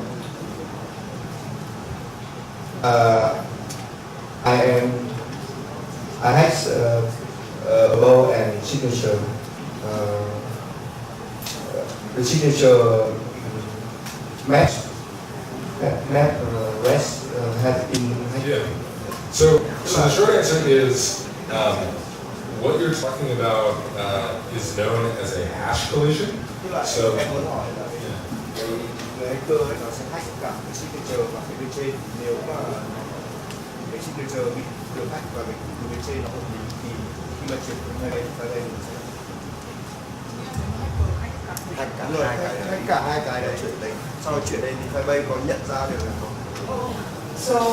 So this question is, what if like the hacker he actually hacked both the signature and like also and also like the you have Yes. Được hack cả hai. Nếu mà về token để chuyển trên server Firebase thì Firebase sẽ. So what if the hackers they hacked both of the so if it transferred to Firebase, so what Firebase? There are two issues that could happen. One of them is that this information and you've been hacked both go to the same signature. And that's called a hash plate. And that is, the probability of that happening is very, very low. And that is fundamental to all of modern cryptography. If that happened commonly, take all of your money, put it in a mattress, and leave the country, because the world as we know it will end. The second problem, so what if a hacker changed that information and then also changed the signature and basically issued a phony token? And if they did that, then essentially the way that this is signed, it does that hash, but then it also has, cryptography has a couple different ways of doing encryption. So typically you can have what's called a public-private key pair. So you can have a public key that says, hey, I'm Mike McDonald. If you want to send information to me, you can sign your information with a public key, send it to me. I have a private key that I can use to decrypt that. And then potentially I can also sign things with my private key that you can validate with a public key. So these are signed with Google's private key. And so if you could recreate that token, that means that you have access to Google's private key, which is not good. And so those things are stored very securely and then rotated often so that if one were to get out, it would do that. So the likelihood of someone else being able to recreate that is very, very, very low. And if it is, it's because they have access to our code, which is very not good. We make sure that that doesn't happen. So, good questions. Oh, one more question. So, hypothetically, if there was a major middle attack, or maybe it's my device is compromised and the key leak outside, if I can recognize that the key is compromised, so can I invalidate my key on the Firebase right away? Yeah, so if the key leaks, can you revoke it? Is that the question? Yes. Google has a way of minting these tokens. And then we talked about custom auth. Custom auth basically says, we can give you a public-private key pair, and you can sign it using your private key. And there is a category of things that happen. So how many people have said, like, actually, I do presentations a lot, I like type my password in plain text on a monitor, and everyone's like, oh, well, I know your password, I have to go change it. People do this all the time with GitHub. They upload a public-private key pair to GitHub. And that means that now anyone gets their private key and can go and impersonate them. So tools like GitHub actually have monitors that will check for, hey, this looks like a private key, you should probably delete that and recreate it. And you, within that role, can go and delete that key and recreate it. So we obviously, keep the Google one secure and make sure that it doesn't leak and rotate it appropriately. And then we say, if you create your own, here are the tools that you can use to rotate that key as well. Does that answer the question? Oh, yes. Yes. Thank you.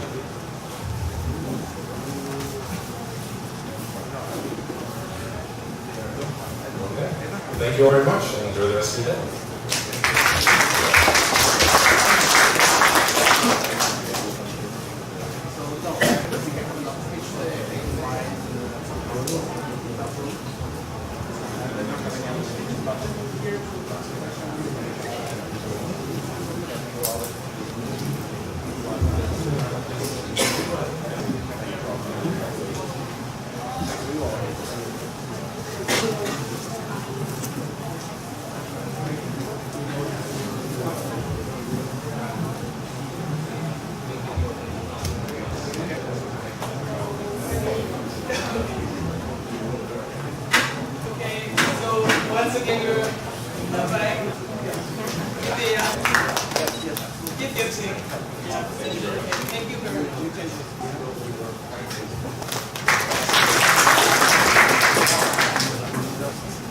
Rất là cảm ơn anh McDonald với cả bài chia sẻ rất là thú vị của mình. Vậy thì sau đây để tiếp tục nói về những cái tính năng rất là tuyệt vời của Firebase thì chúng ta có một diễn giả nữa, đó là anh Đinh Hưng.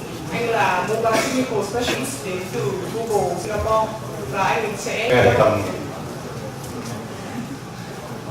đấy, và các bạn có thể thấy bên ngoài anh ấy rất là dễ thương đúng không? Anh ấy đang đeo mic, diễn giả này. Và anh ấy sẽ tiếp tục nói về một cái tính năng nữa, đó là một tính năng về Prediction của Firebase. Và với topic của anh ấy đó là Smart User Segment with Firebase Prediction. Và các bạn có thể vỗ tay cho một cái video.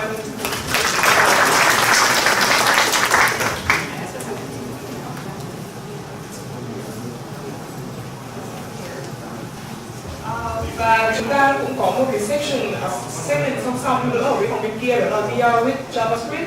Nếu mà có bạn nào mà có một hứng thú và có một quan tâm thì có thể sang bên phòng này. Bạn có thể chờ đợi trong lúc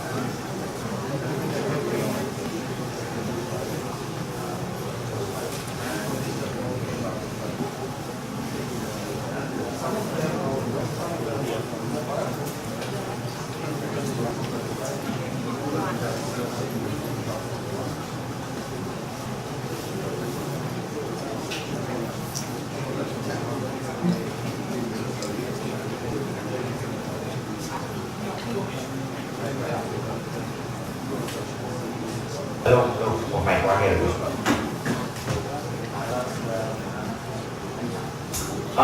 Chào tất cả mọi người. Thì mình giới thiệu qua một chút. Mình tên là Hưng. Trước đây thì mình có làm việc trong cái cộng đồng Devfest của Việt Nam cũng được khoảng 7 năm rồi. Thì hiện tại mình đã chuyển sang Google và mình làm Google mới được có 7 tháng thôi. Thì vị trí của mình ở đây là mình thấy được là Mobile App Technical Specialist. Tức là mình hỗ trợ về cái mặt technical kỹ thuật support cho những người bạn mà làm về mặt mobile app. Cụ thể hơn thì mình support về hai mặt của Google, đó là cái Google App và cái Firebase. Thì cái topic mình muốn nói hôm nay là về mặt Firebase Prediction. Thì mình muốn hỏi qua một chút là trước khi mình giới thiệu về Firebase Prediction thì có những bạn nào đây là làm về mobile app ạ? Được nhé. Thế rồi mình ra thì sorry mọi người. Các cái lại được không ạ? Những cái đó là mobile app ạ. Trong đây thì bao nhiêu người dùng Firebase ạ? Ok, chuẩn nữa. Thì cho mình hỏi các bạn dùng Firebase thì các bạn dùng những tính năng gì của Firebase? Những ai dùng Firebase Analytics? Những ai dùng Remote Config? Những ai đã dùng Prediction? Ok, may quá chưa bay được. Các bạn dùng hết rồi thì topic không thú vị nữa. Rồi, thì cái Firebase Prediction là gì? Nếu mà các bạn đã tích hợp cái Google Analytics vào trong ứng dụng các bạn rồi thì cái dữ liệu data của người dùng đã được đưa trong ứng dụng. Thì Prediction nó sẽ hoạt động dựa trên cái tập data của Google Analytics đó. Từ đó nó sẽ xét user của các bạn, nó sẽ đưa ra các dự đoán về các hành vi mà user của bạn có thể thực hiện được trong 7 ngày tới. Mình sẽ đưa một số ví dụ cụ thể hơn sau đây. Nhưng đại khái về mặt cơ bản thì từ cái data của Google Analytics, cái hệ thống học máy của Google sẽ đưa ra các phân tích, dự đoán các hành vi mà người dùng của bạn có thể thực hiện trong 7 ngày tới. Và sau khi nó đã segment cái user đó thì bạn có thể dùng cái user đã được segment ở đây, ứng dụng vào cái remote config hoặc là A/B testing hoặc là cloud messaging. Để mình giới thiệu một chút là cái prediction hoạt động như thế nào. Thì dựa trên cái data 100 ngày của Google Analytics ở đây, thì ví dụ ở đây mình có 100 ngày data, thì Google Analytics sẽ đánh dấu cái gọi là đánh label cho những user trong những ngày gần nhất, 7 ngày gần nhất ở đây. Ví dụ mình sẽ dấu là user ở đây thực hiện hành vi A, B, C. Có thể những hành vi đó có thể là user đã thực hiện mua bán một cái gì đó của ứng dụng của bạn, user đã từng đăng nhập hoặc user đã rời bỏ game của bạn, thì cái hành vi đó là label được đánh cho user. Sau đó dựa vào cái data của trước khi user thực hiện hành vi đó, cái hệ thống máy của Google sẽ cố gắng thử phân tích cái data đó và sau đó thử đánh nhãn cho user dựa vào tập data ở đây. Và nếu như cái nhãn do cái dữ liệu do hệ thống học máy đánh được, sau khi so sánh với cái nhãn thực tế ở đây nó matching với nhau một tỷ lệ tốt, thì hệ thống học máy đó đã xây dựng thành công. Sau khi đã xây dựng thành công cái gọi là cái luồng học máy rồi, thì Google sẽ apply lần nữa luồng học máy cho toàn bộ cái data này và dự đoán cho 7 ngày tiếp theo. Tức là dựa vào data 100 ngày đây, tôi học tôi thử đoán user ở đây, và nếu user ở đây tôi đoán khả năng rất là đúng rồi, tôi so sánh là đúng, thì tôi sẽ dùng lại mô hình đó với toàn bộ data này để dự đoán cho 7 ngày tiếp theo. Thì đây chính là cái cách mà cái học máy của Google nó thực hiện cái prediction. Sau khi mà bạn đã target được cái prediction đó rồi, ví dụ tôi đoán được user này sắp thực hiện hành vi mua bán, sắp rời bỏ game của tôi, sắp login, thì từ cái việc tôi dự đoán cái đó, tôi có thể set nền user thành một tập user và tôi có thể target định hướng user đó cho các hành vi sau. Tôi có thể gửi notification cho một tập user, tôi có thể thực hiện các điều chỉnh các hình mẫu config cho các user khác nhau của predicted user, hoặc là tôi có thể thực hiện các A/B testing, các thử nghiệm cho những người dùng sau khi đã được predict rồi. Thì mình sẽ đi sâu và cụ thể phân tích một số cái prediction mà Google đó là cung cấp sẵn cho bạn, default cho bạn và cách dùng như thế nào. Rồi, default prediction. Ngay sau khi các bạn enable cái tính năng prediction của Firebase thì mặc định Firebase sẽ cung cấp cho bạn 4 cái prediction rất là bí. Hai cái đầu tiên ở đây mình thấy được là cái churn, tức là Firebase sẽ dự đoán được bao nhiêu phần trăm user của bạn trong 7 ngày tiếp theo có khả năng rời bỏ và không sử dụng ứng dụng nữa. Thì bạn nhìn thấy được ở đây là Firebase dự đoán là có 9,9 user của bạn có khả năng trong 7 ngày tới nó sẽ bỏ game. Ở đây có một cái nhỏ là cái thanh bit tolerance này, tức là cái gọi là độ rủi ro bạn chấp nhận với dự đoán này. Thì các bạn sẽ phân tích cái này xong. ở đây thứ nhất là có hai hành vi dự đoán đây là churn, 9,9 user sẽ bỏ game. Cái tiếp theo là cái not churn, tức là 36.000 user này khả năng là 7 ngày tới sẽ tiếp tục sử dụng ứng dụng của bạn. Nếu bạn thích ở trong cái hình tròn ở đây, bạn sẽ thấy là Firebase chuyển từ cái số lượng user cụ thể sang cái số phần trăm ở đây là phần trăm theo đây monthly active user, tức là 15% của tổng tháng user tháng trước, 15% của user đã từng dùng game của bạn trong tháng trước sẽ có khả năng bỏ game của bạn trong 7 ngày tiếp theo. Đấy là ý nghĩa của cái dự đoán này. Thì cái churn và cái not churn là hai cái dự đoán rất là quan trọng. Tại vì sao? Sau khi Firebase đưa cho bạn dự đoán rằng ok, như vậy là 7 ngày tới người dùng này của tôi nó không tiếp tục ứng dụng của tôi nữa, thì bạn có thể target tập user đó. Ví dụ bạn thể gửi notification về là năn nỉ nó vui lòng đừng bỏ game của tôi hay lắm, hoặc là gửi notification về là tôi cũng mong quà tặng bạn này, vui lòng mở game đi, chơi lại game đi. Thì đó chính là cái mà bạn dùng cho cái research này. Một số nữa là những cái game mà có tính năng purchase, tức là mua bán. Thì Firebase dự đoán bạn hai cái rất quan trọng, đó là spend và not spend. Tức là trong vòng 7 ngày sắp tới, user của bạn liệu có khả năng mua hay không mua một item gì đó hay không. Thì đây cũng là hai cái tập user mà rất là quan trọng để bạn tăng tối ưu được cái gọi là doanh thu đến từ user mua bán của bạn. Rồi, mình sẽ giải thích kỹ hơn về cái risk tolerance profile này. Đó chính là cái việc mà cái risk, cái việc mà cái prediction này nó chính xác như thế nào. Thì cái khái niệm chính xác của prediction này nó hơi khác một chút so với cách mình nghĩ. Ví dụ bây giờ là cái dự đoán mà user sắp bỏ game đi. Giả sử rằng prediction dự đoán 100 user của bạn sắp bỏ game, thì thường cái cách mình nghĩ sẽ là ok, trong 100 user này, cái phần trăm user thực sự bỏ game là bao nhiêu. Đấy là cái cách mình nghĩ về chính xác. Nhưng mà thực tế mà nói thì cái Firebase Prediction nó không đưa ra định nghĩa chính xác về cái đó, mà nó đưa ra hai cái này. Nó đưa ra hai cái gọi là true positive rate và cái false positive rate. Thì cái này thì có dịch ra tiếng Việt nó hơi trúng một tí. Thì nó chỉ có để viết cái từ này lại. Sai à? Ok. Đỡ để tùy chỉnh cái nó. Là những này cũng có, không sao. Thì cái true positive rate này, tức là trong 100 user của tôi không quan tâm đến cái chuyện là tỷ lệ đúng của user 100% là bao nhiêu, mà tôi quan tâm đến chuyện là tôi đã dự đoán chính xác được bao nhiêu phần trăm lượng user mà thực sự sử dụng tính năng đó. Ví dụ một tập user của bạn 1.000 user, trong đó có 900 user là sẽ churn, tức là thực tế là sẽ churn. Thì trong 100 user tôi dự đoán 90 càng churn thật. Như vậy tỷ lệ đoán đúng của tôi là 90 chia cho 900 là 10%. Chứ tôi không quan tâm đến chuyện là 10 là sai, ở đây 90 trên 10 hoặc 90 trên 100 gọi là đúng 90% là không đúng. Và tôi ra tỷ lệ thực tế là tôi chỉ đoán được có 10% trong tập sẽ được bỏ hơn. Như vậy cái true positive rate này là gì? Là cái tỷ lệ user thực sự thực hiện hành vi đó mà tôi đã dự đoán được cho bạn. Và fail là gì? Là tỷ lệ user mà không thể thực hiện hành vi nhưng bị tôi dự đoán nhầm. Thì các anh em có hiểu một chút, nhưng mình có một cái display ở đây, mọi người nhìn vào đây. Như vậy ở đây tôi có là đồ 35 user. Trong đó có 22 user của tôi là sẽ không bỏ game, và số lượng user bỏ game ở đây là 13 user. Nếu như bạn chọn tỷ lệ là high risk tolerance, tức là để chấp nhận rủi ro cao, cố gắng dự đoán tôi càng nhiều user càng tốt, như vậy Firebase sẽ dự đoán cho bạn là có 14 user bỏ game. Nhưng thực tế thì sao? Trong 14 user bỏ game này chỉ có 10 user thực sự sẽ bỏ game mà thôi. Như vậy tỷ lệ đoán đúng của tôi là bao nhiêu? Là 10 user này trên tổng là 13. Vậy cái true positive rate đây là 76%. Tức là sao? Tức là tôi đã cố gắng dự đoán cho bạn một cái lượng user thực tế là 76%. Còn cái lượng fail là gì? Có 4 user bị dự đoán sai, so với tổng số user mà không thực hiện hành vi đó là 22. Như vậy đến 4/2 thì dự đoán là 88%. Nếu như bạn đổi cái risk tolerance đến mức low, tức là tôi muốn rủi ro thấp hơn, tôi không cần nhiều user nữa, bạn cố gắng làm nào càng chính xác hơn càng tốt, thì nó sẽ chỉ vào như này mà thôi. Firebase sẽ dự đoán cho 7 user, số user đúng là 6, user là sai là 1, và tỷ lệ lần lượt sẽ là 46,5% và 4,54%. Như vậy khi bạn chỉnh cái risk tolerance càng cao thì bạn sẽ cover được cái lượng user mà có khả năng thực hiện hành vi càng nhiều, nhưng đồng thời cái khả năng, cái phần trăm user không thực hiện hành vi đưa vào tầm của bạn sẽ càng cao lên. Thì cái việc này tùy thuộc vào cái cách, cái gọi cái dự đoán của bạn có nguy hiểm hay không. Nếu như mà bạn nghĩ là cái chuyện mà user trơn hay không trơn thì nó sai một chút cũng được, tôi muốn cover càng nhiều càng tốt thì bạn để ở mức 2. Còn cái chuyện user spend hay không spend nó rất là, giá trị user spend rất là cao thì mình không muốn rủi ro cao thì nên chuyện cái low risk tolerance nó sẽ tốt hơn. Thì cái chuyện chọn high hay low thì thuộc lại.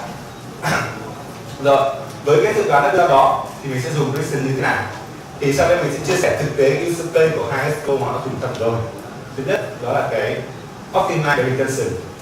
Thì mình nghĩ đây là những bạn nào hiểu retention được rồi ạ? Hầu hết các bạn làm app mình đây hiểu hết rồi. Ok, thì retention là cái tỷ lệ user quay lại ví dụ bạn mà thôi. Thì có một cái mà gọi là tỷ số vàng, đó là D1, D7, D30. Thì thường trung bình game làm tốt lên nữa, D1 cũng chỉ khoảng đến tầm 40% tốt lắm rồi. Như vậy có nghĩa là ngay sau 24 giờ bạn mất một nửa số lượng user của bạn rồi. Và tiếp theo D7 là 10%. Như vậy 10% sau 2% là sau 7 ngày bạn mất tiếp một nửa nữa. Và tương tự đến 30 ngày thì bạn chỉ khoảng 10% mà thôi. Vậy thì làm thế nào để bạn có thể cố gắng giữ user mình lâu hơn một chút? Thì mình xin chia sẻ cái case của cái Haddad. Ở đây ai đã từng chơi Fruit Ninja được? Các bạn có biết là ngoài Fruit Ninja Haddad còn cái game nào nữa không ạ? Bạn biết ạ? Ngoài Fruit Ninja thì Haddad còn game nào đây? Ok, Devfest. Ngoài Devfest còn game nào nữa?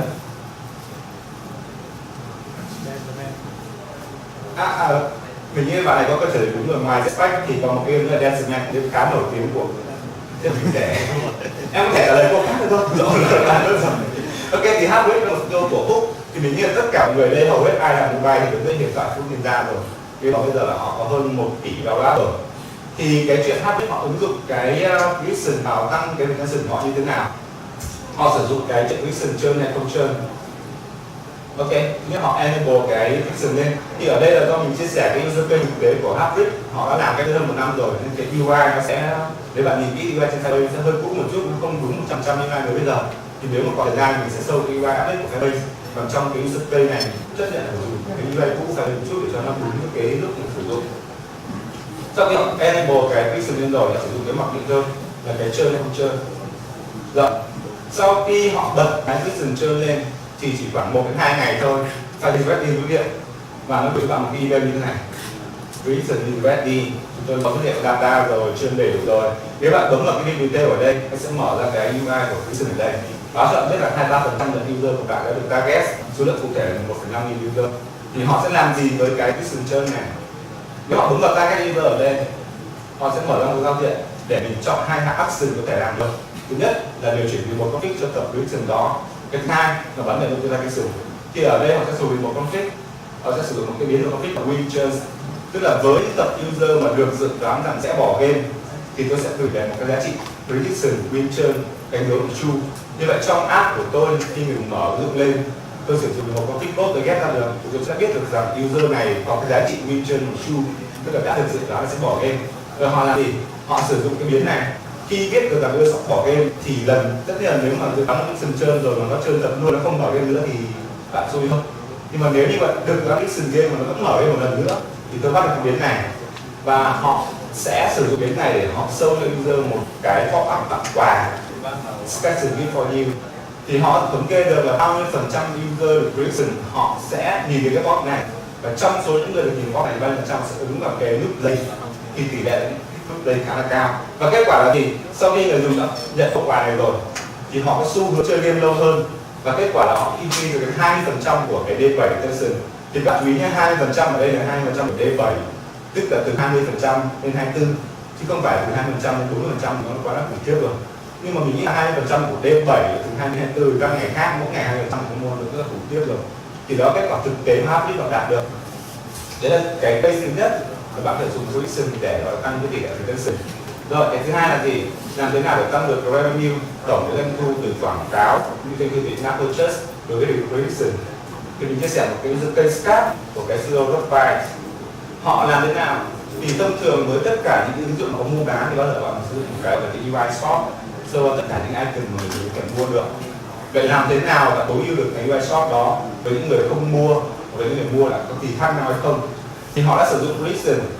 Với những user được dự đoán là sẽ mua cái gì đó trong game của họ, họ thay đổi cái shop của họ, họ đẩy toàn bộ những item có thể mua được trên, khuyến khích người dùng mua hơn như thế này. Cho thấy được là 25% doanh thu đã tăng đối với những người mà sẽ có khả năng mua. Còn với người không mua thì sao? Họ làm ngược lại, họ sẽ đẩy cái shop những cái item free lên trên, rồi những item sẽ quảng cáo để có thể nhận được, thay đổi layout đó để lên trên. Thì cũng 24% sẽ tăng ở mức này. 24% này không chỉ là in-app purchase, nó thể tăng được cái thu của cái tiền quảng cáo nữa. Như vậy là trung bình với sử dụng Prediction not spam và không spam, họ thay đổi UI, họ tăng được trung bình 20% tổng doanh thu của họ. Thì ngoài hai cái prediction là churn, not churn, rồi spam, not spam, thì bạn có thể tạo được cái custom prediction nữa. Và Firebase sẽ bảo tới 5 cái custom prediction. Ở đây mình có một cái ví dụ. Nếu như app của bạn ứng dụng chẳng hạn như là share cái social gì đó, hoặc là tương tác với cả share Facebook gì đó, thì bạn tạo một cái event tên là share. Sau đó bạn tạo một cái prediction và đặt tên là social engagement. Và bạn chọn event đây là share.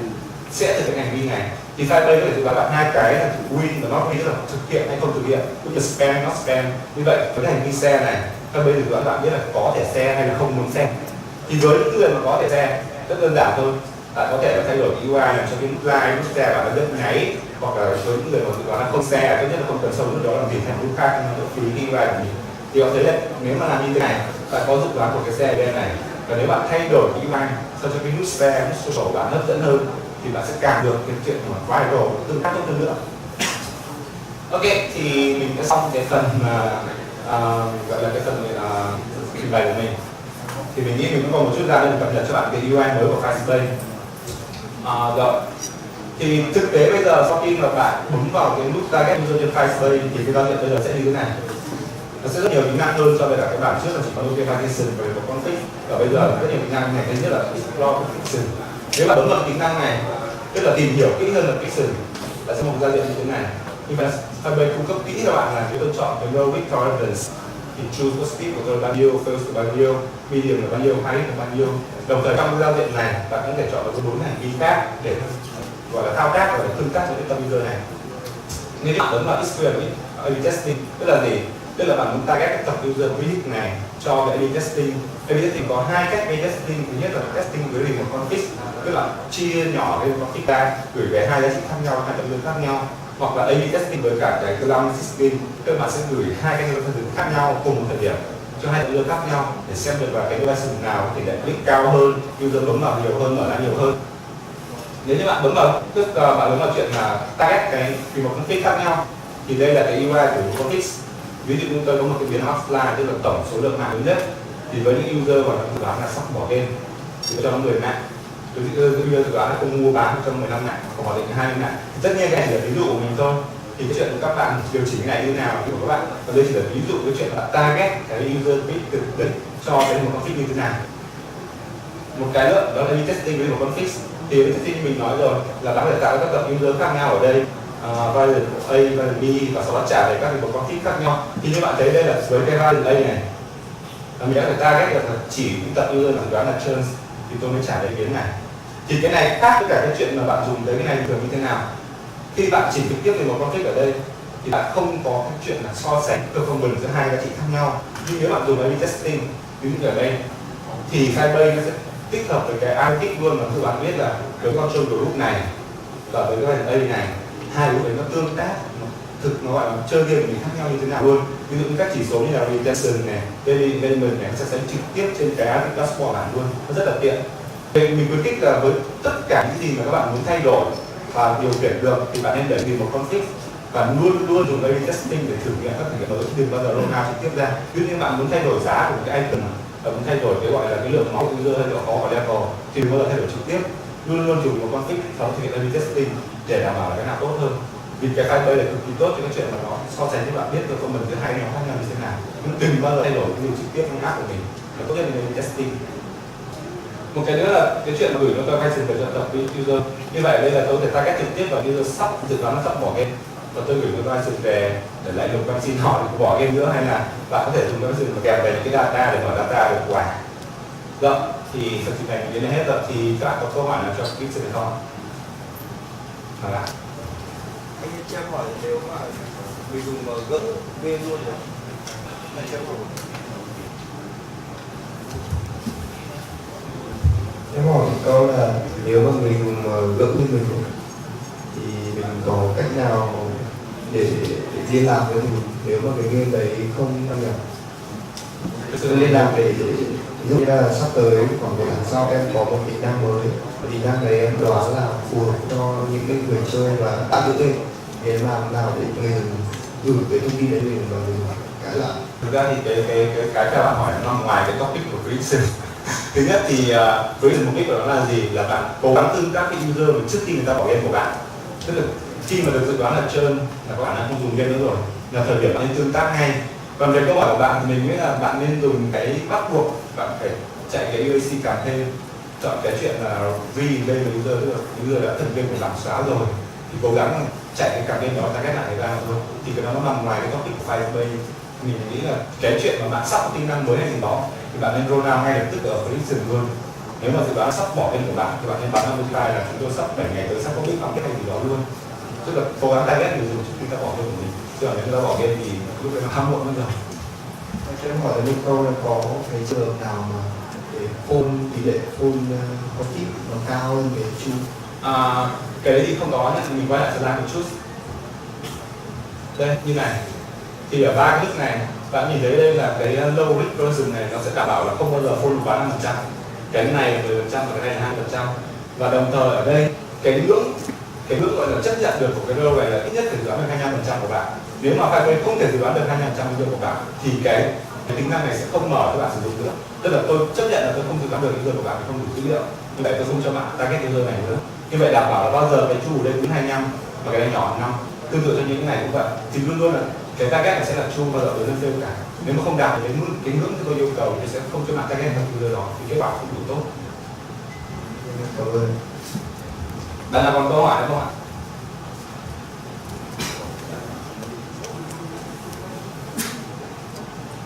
Mình nghĩ mình còn 5 phút thì đã còn câu hỏi, nhưng bạn cứ hỏi thoải mái đi. Những bạn top tiên muốn hỏi.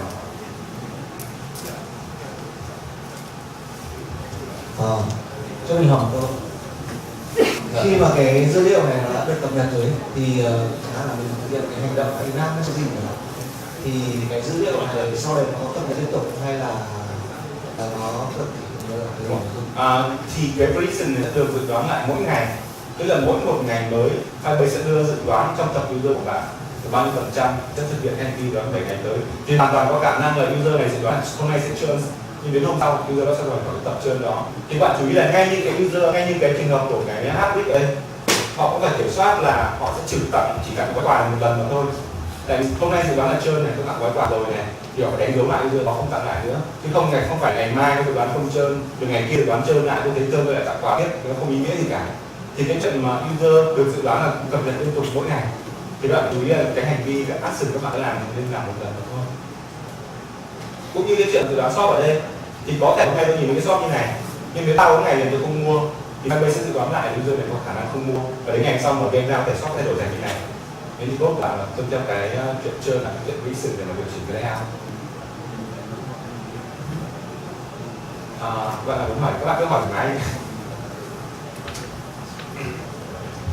Em muốn hỏi một chút là tức là nó bắt buộc phải dùng cái data đã dùng cái sản phẩm rồi ạ, hay là một cái data của cái sản phẩm khác tương tự chẳng hạn? Thực ra nếu mà đã dùng bạn muốn dùng prediction thì là bạn phải dùng Firebase, và đã dùng Firebase thì bạn cần, mình nghĩ là thường thì chỉ cần khoảng 7-8 ngày là cái data của analytics sẽ đủ để cho prediction hoạt động được. Tức là bạn chỉ cần tích là Firebase vào, prediction lên và tích vào sẵn cái analytics thì chỉ khoảng 7 tháng này là có thể dùng prediction được rồi. Bắt buộc phải như vậy, không có chuyện mà bạn dùng prediction không mà không dùng analytics có thể dự đoán được. Tất nhiên là cái data của người dùng thì nếu mà tức là cái chuyện người dùng có mua hay không mua ấy, nó phải dự đoán được cả về hành vi người dùng mua app khác nữa, chứ không phải là chỉ mua app của tôi dự đoán được. Cái chuyện đấy là cái chuyện Google có rất nhiều data từ rất nhiều nguồn để mà đưa vào cái hệ thống machine learning của mình. Nhưng mà mình nghĩ là nếu mà muốn dự đoán chính xác nhất thì bắt buộc là cái game của bạn có thể enable cái analytics lên. Đã phải có một bậc data trước để dùng mồi của tôi rồi thì giờ mức độ dự đoán mới cao. Chắc chắn là như vậy rồi. Tại vì game của bạn, cái chuyện mà user nó bỏ hay không bỏ game của bạn không phụ thuộc phần lớn vào game của bạn. Còn chuyện user mua hay không mua thì Google có thể dựa vào cái đi mua bán các game khác được. Nhưng cái chuyện bỏ game của bạn thì Google phải phân tích từ việc là nó chơi game mỗi ngày bao nhiêu để thực sự năng lực hay không thì Google sẽ được. Các bạn đã xem không? Cũng qua cái câu bạn mới vừa hỏi chứ. Thì trong Firebase thì có thể log cái event vào thì cái event này nó có ảnh hưởng đến cái dữ liệu dự đoán không? Bởi vì nếu mà như vậy thì có thể log nhiều event hơn thì cái dữ liệu nó sẽ chính xác hơn hay là các event mặc định. Thực tế là khi mà bạn print lên thì print nó chỉ dự đoán 4 cái event là churn, not churn, and not spam thôi. Thì những cái đó không liên quan đến các từng event của bạn cả. Nó sẽ là cái dữ liệu trên. Cái dữ liệu trên thì nó chỉ thuộc vào việc là user nó chơi game hàng ngày như thế nào. Thì những cái đó là dựa vào những event default của Firebase là đủ sức làm rồi. Và nếu bạn đưa các từng event của bạn vào thì bạn có thể target những các từng event đó làm cái function được thì nó là chuyện khác. Tức là Firebase không cần dữ liệu của các từng event của bạn để dự đoán, mà chỉ cần các dữ liệu mặc định Firebase thôi. Trừ khi bạn muốn dự đoán chính một cái tất từng event của bạn thì bạn đưa các từng event đó vào thôi.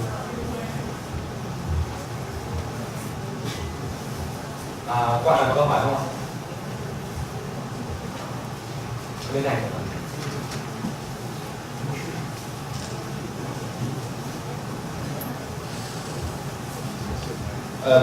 Cho mình hỏi một chút. Giả sử mình có một cái Firebase Analytics, ví dụ như mình biết rằng là có bao nhiêu cái user mua 10 đô thì mình có làm được một cái prediction là có dự đoán không phải tới có bao nhiêu user có khả năng mua một cái lượng tiền là 10 đô của mình không? Có. Thì thứ nhất là bạn phải có cái cất từ event nó trong app bạn. Bạn có thể tạo cái cất bạn có thể tạo cái event là buy 2 đô ở đây. Sau đó bạn bật enable này lên.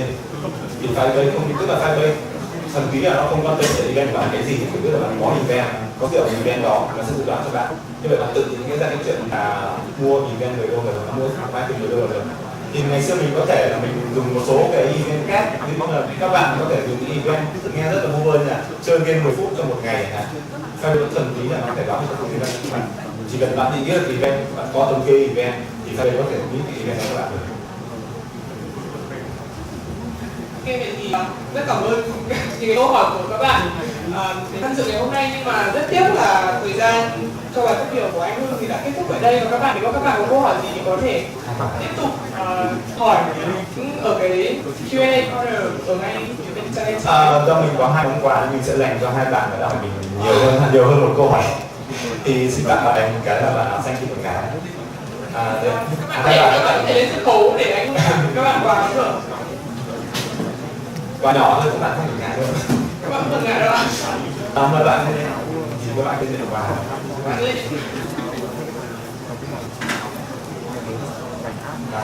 Xin các bạn cái dây đeo.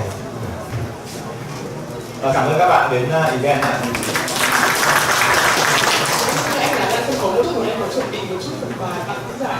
Các bạn có luôn này. Có luôn ạ. Chẳng cái sớm này ăn mặc em chọn nào.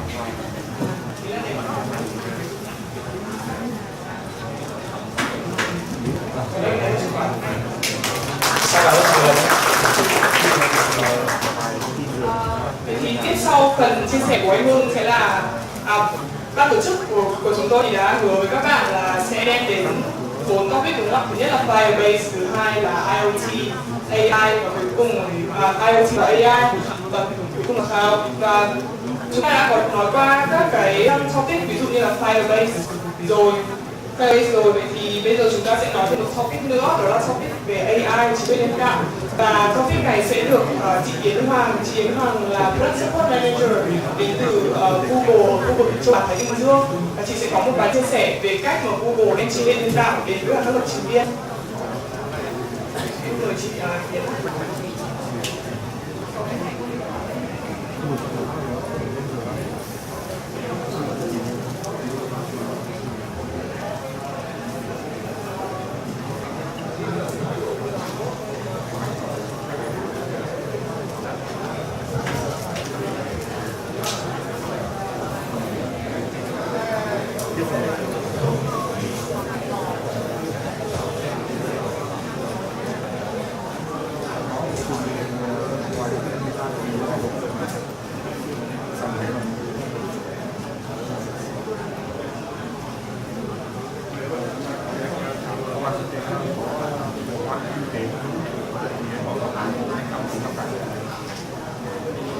Chào các bạn.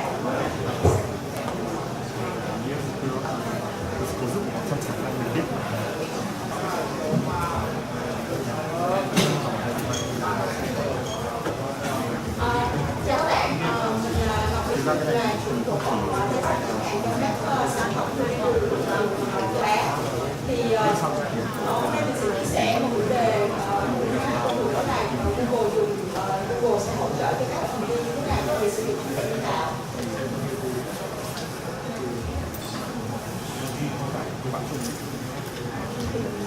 Trong lúc đợi slide lên thì mình có thể chơi một bài tập nhỏ đúng không ạ?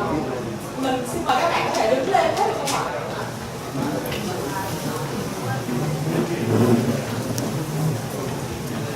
Rồi, và bây giờ sẽ đặt hỏi tiếp là trong tất cả các bạn ở đây thì bạn nào đã dùng Google Home để đặt một câu hỏi với Google Home thì mời bạn ấy ngồi xuống ạ. Mình thấy là có 4 bạn đã từng sử dụng Google Home. Câu hỏi tiếp theo là trong các bạn ở đây thì bạn nào đã xem YouTube và chọn một trong những cái video mà YouTube đề xuất riêng cho bạn thì mời bạn ấy ngồi xuống ạ.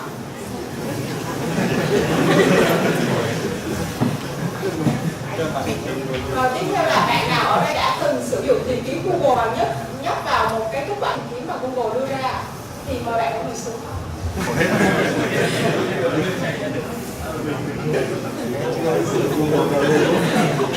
Như là tất cả các bạn ở đây nếu mà dùng bất cứ một sản phẩm nào trong sản phẩm đó thì một phần nào các bạn đã sử dụng đến những cái công nghệ trí tuệ nhân tạo của Google rồi.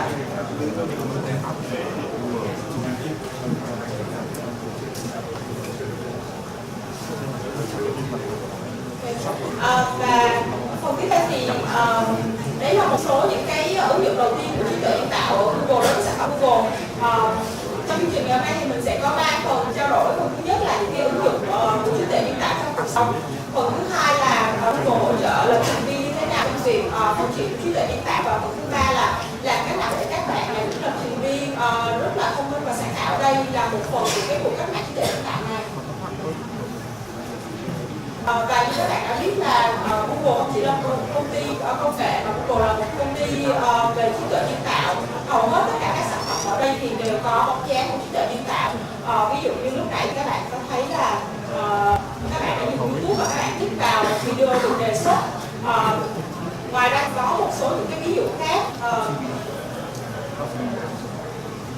Ví dụ như là đối với lại chức năng là Google dịch thì chúng tôi có cái chức năng đó là dịch những cái hình ảnh, logo, đọc và Google có thể dịch được sang nhiều những cái ngôn ngữ khác nhau. Tiếp theo là Google Photo, thì ở đây các bạn nào đã sử dụng chức năng Google Photo để tìm kiếm một hình ảnh, ví dụ như là một chú chó hoặc là một bông hoa thì có thể giơ tay lên được không ạ? Ở đây là coi như là bạn nào cũng đã có thử nghiệm đó rồi đúng không ạ? Thì đây là những cái công nghệ rất là căn bản về trí tuệ nhân tạo và dùng chức năng là Smart Reply để Google có thể dự đoán được là các bạn sẽ hồi âm như thế nào. Là 12% hiện tại thì người dùng mobile đã sử dụng trí tuệ nhân tạo, công nghệ trí tuệ nhân tạo của Google qua cái việc là Smart Reply của Gmail. Và có những cái dự án rất là tham vọng, ví dụ như là chúng tôi hiện tại đã dùng xe không người lái để hỗ trợ những cái người mù có thể lái xe bằng cái cách là hệ thống trí tuệ nhân tạo phân tích được là nên chạy với tốc độ như thế nào và nên điều hướng như thế nào. Ngoài ra thì ngoài Google thì trí tuệ nhân tạo đã mang đến rất là nhiều lợi ích cho xã hội. Thứ nhất là trong cái việc mà giúp đỡ cho bạn là chăm sóc sức khỏe. Ví dụ như ở đây hình ảnh đầu tiên đó là các bạn thấy là Google phân tích những cái hình ảnh của những cái phim từ cái giác mạc của người, và sau đó thì đưa ra một cái dự án, đưa một cái phán đoán là người này có mắc một cái bệnh nào không, và cái tỷ lệ chính xác cao hơn so với lại bác sĩ từ 50 đến 80%. Thứ hai là có những cái ứng dụng như là trong nông nghiệp, thì như các bạn đã biết là chúng ta là một nông nghiệp thì đây sẽ là một cái ứng dụng rất là tốt cho Việt Nam. Ở đây là hình ảnh của một cái dự án chúng tôi đã làm trên thế giới, tức là phân tích cái sức khỏe của con bò và dự đoán là con bò này sau này có bị bệnh hay không, và có thể có ra sữa hay không, để sau này thì chúng tôi có những phán đoán trước đó và có những cái cách mà điều trị cho những cái con bò đó trước khi mà con bò đó bị bệnh và không thể nào chữa được nữa. Và thứ ba là một cái ứng dụng trong giao thông, thì ở bên Mỹ đã có những thành phố sử dụng những cái thông tin dữ liệu là những cái con đường nào hay gây ra tai nạn, và sau đó thì đưa ra những cái cách điều hướng, điều khiển về đèn xanh, đèn đỏ, hoặc là đóng một số những cái cổng nhất định để giảm tai nạn ở một số những cái con đường nhất định. Thì đây chỉ là một những ví dụ của cái việc dùng trí tuệ nhân tạo ở rất là nhiều những cái mảng khác nhau. Tại Google hiện tại thì có 7 mảng đang là tập trung để các bạn lập trình viên quan tâm. Thứ nhất là mảng bán lẻ, làm cách nào để có thể dự đoán được hành vi người dùng cách thông minh nhất. Đối với cái mảng giải trí, mảng tài chính, chính phủ, chăm sóc sức khỏe, giáo dục và cho mảng sản xuất. Đây đều là những cái ngành rất là tiềm năng mà chúng tôi đang ở về mặt back-end là đang phát triển những cái công nghệ để lập trình viên có thể sử dụng và ứng dụng được trong sản xuất và trong doanh nghiệp. Thì tiếp theo sau khi các bạn đã thấy được cái tiềm năng của ứng dụng trí tuệ nhân tạo đối với xã hội, thì chúng ta làm thế nào mà chúng ta có thể làm một phần của chúng ta. Mời các bạn sẽ đưa ra cái phần tiếp theo là làm sao mà Google giúp cho lập trình viên có thể hiểu được về trí tuệ nhân tạo. Thì mình sẽ đi nhanh về phần này một chút là ở đây thì các bạn sẽ thấy là thông thường khi mà mình nghĩ về máy học thì sẽ có hai bước, tức là các bạn nghĩ là ôi tôi có rất là nhiều dữ liệu và đưa ra một cái hệ thống phân tích dữ liệu rất là phức tạp với lại nhiều cái đa phương diện để đưa ra được một cái kết quả mong muốn. Nhưng mà thực ra máy học nó không chỉ đơn giản như vậy và rất là phức tạp, có gồm 7 bước. Thứ nhất là các bạn phải định hướng được là cái mục tiêu của cái kết quả của máy học, hoặc là cái mô hình các bạn muốn đưa ra là như thế nào. Thứ hai là các bạn phải thu thập đủ dữ liệu và dữ liệu phải chính xác và phải structure. Thứ ba là các bạn phải hiểu dữ liệu đó và sản xuất dữ liệu, tức là tạo ra một cái mô hình, và sau khi tạo được một cái mô hình đấy thì chúng ta phải tinh chỉnh tiếp để cho cái mô hình máy học đó nó chính xác trước khi mà chúng ta có được kết quả mong muốn.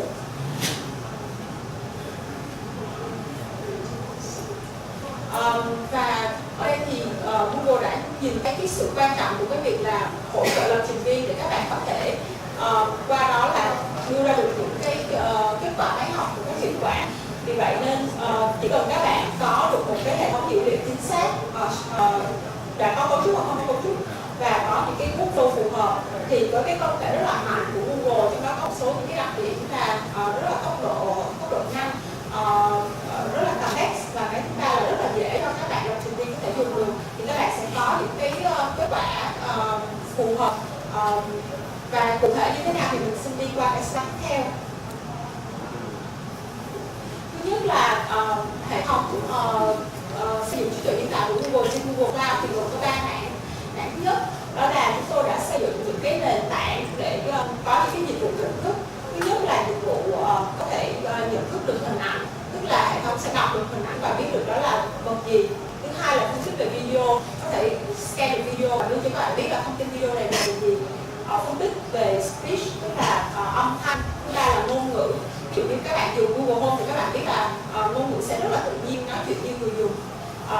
Và đối với cái này có một số những cái ứng dụng, ví dụ như là tại bây giờ cái ngành chăm sóc khách hàng là một ngành mà tốn rất là nhiều nhân công, nhưng trong tương lai thì nó sẽ được thay thế bằng máy móc. Thì làm sao mà chúng ta có thể xây dựng được một cái hệ thống chăm sóc khách hàng rất là tốt trong cái công ty đó bằng tiếng Việt. Phần cuối cùng là kỹ thuật. Ngoài những cái nền tảng về dịch vụ nhận thức thì nền tảng thứ hai của tôi cung cấp đó là có những cái nền tảng, những cái thư viện và những cái công cụ, ví dụ như là BigQuery, Data Lab, TensorFlow, vân vân, là những cái công cụ mà các bạn có thể dùng những cái công cụ này các bạn viết ra những cái mô hình lập trình nhất định và không dựa vào những cái API này. Nền tảng thứ ba của Google Cloud là như các bạn biết là khi các bạn muốn sử dụng máy học thì sẽ cần rất là nhiều dữ liệu, thì chúng tôi có một cái nền tảng cơ sở hạ tầng để có thể chứa được những cái dung lượng dữ liệu rất là lớn và có thể xử lý rất là nhanh, như là trên cloud storage, networking vân vân. Thì đây là một trong hai cái slide rất là quan trọng, và nếu như các bạn không quên mất những cái chia sẻ khác của mình thì hy vọng là các bạn cũng nhớ cơ bản về những cái hỗ trợ của Google cho cái mảng trí tuệ nhân tạo này. Phần thứ hai nữa là khi các bạn ý là trí tuệ nhân tạo có rất là nhiều phần. Thì lập trình viên nên bắt đầu từ đâu? Thì chúng tôi chia ra làm 2 phần. Thứ nhất là đối với những cái lập trình viên mới thì các bạn có thể sử dụng API cho những cái mô hình mà Google đã xây dựng sẵn, mô hình pre-train cho một số những cái dịch vụ như là hình ảnh, âm thanh vân vân. Và sau đó khi mà các bạn đã có nền tảng rồi thì các bạn sẽ học lên nâng cao, tức là các bạn sẽ tự xây dựng những cái model của mình để giúp cho máy hiểu được một số thông tin và đưa ra những cái quyết định chính xác.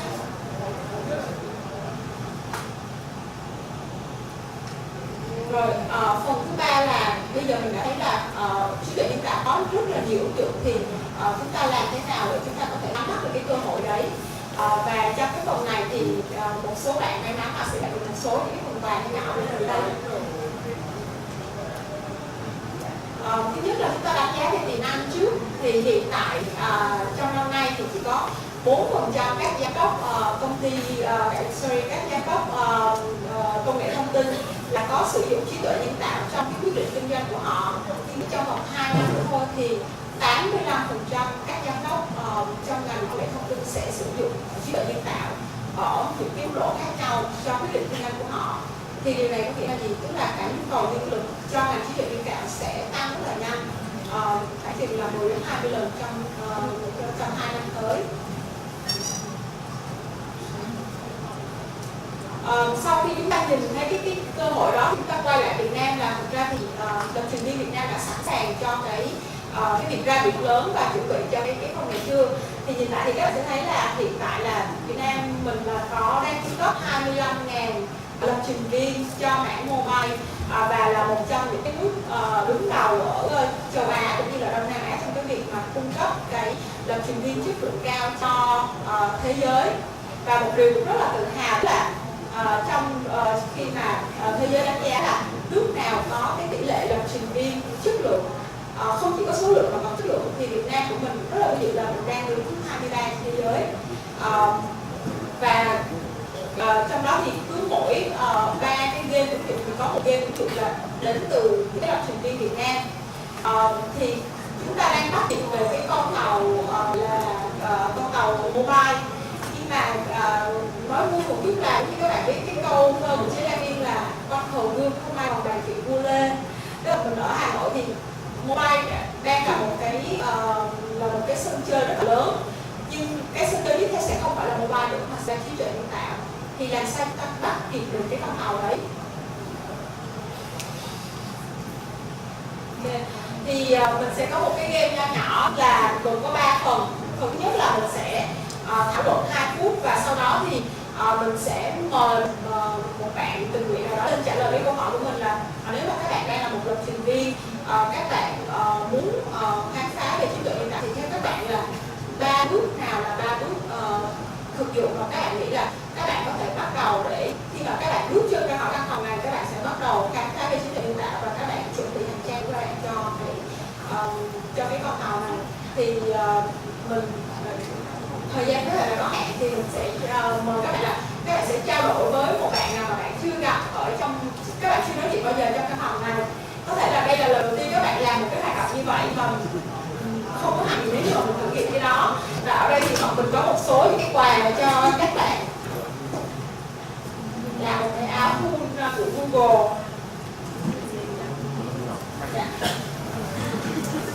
Một cái túi. Và ngoài ra cũng có một quà rất là nhỏ ở đây. Thì hiện tại là mình sẽ mời các bạn là các bạn có thể trao đổi với một bạn nào mà bạn chưa gặp nhé.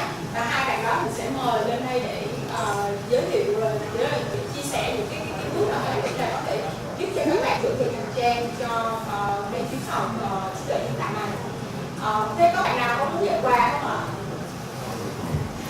Có một em gái xinh tươi rất là giơ tay. Thì các bạn có thể trao đổi với bạn kế bên và trong đó thì bọn mình sẽ chuẩn bị một chút để mở cái slide tiếp theo. Thì bạn nào chuẩn bị giơ tay đầu tiên thì mình có thể sẽ mời lên và trả lời câu hỏi và những bài của mình. Rồi các bạn biết trao đổi đi, sau đó thì trong đó bọn mình hãy sẽ theo.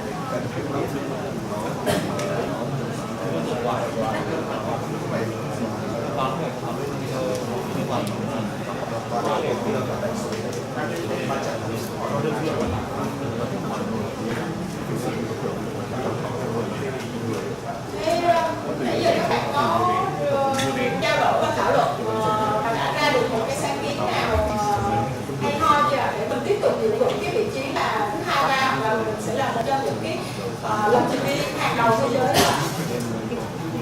Thì mình sẽ mời Bá Ngọc là giảng viên học viện của VIA sẽ cùng lên trao đổi và sẽ mời các bạn lên để trả lời câu hỏi, và Bá Ngọc sẽ chấm xem là câu trả lời nào hay nhất để dẫn đến cái phần 3 của Google. Chào mọi người.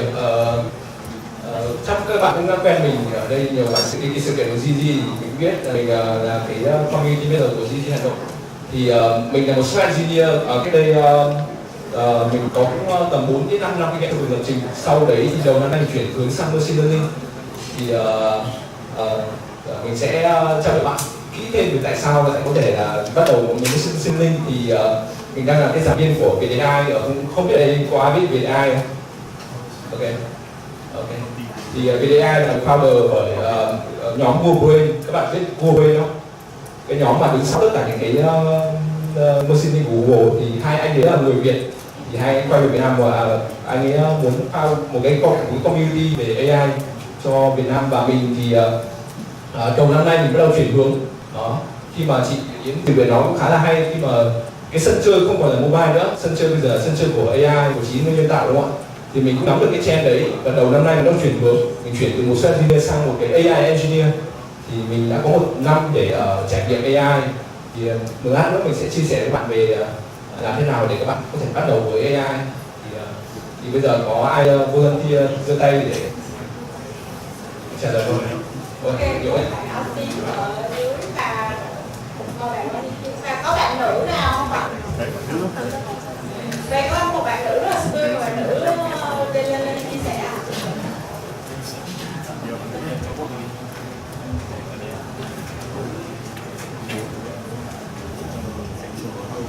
Một bạn giới thiệu về bản thân và chia sẻ là theo bạn thì cái cách nào để mình chủ động tham gia trong cái cơ hội này?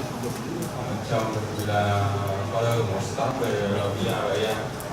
Trong cái AI này thì mình đã bắt đầu nghiên cứu về AI vào với AI từ cái tăng cường.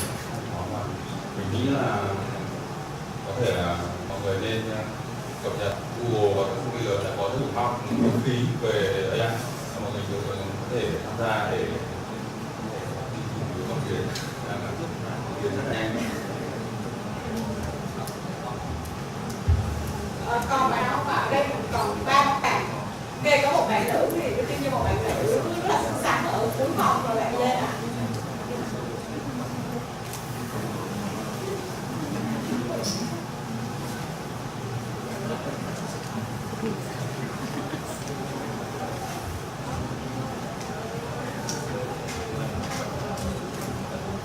Chào mọi người ạ, tên là Hường, em là sinh viên ạ. Tôi là sinh viên của Erik.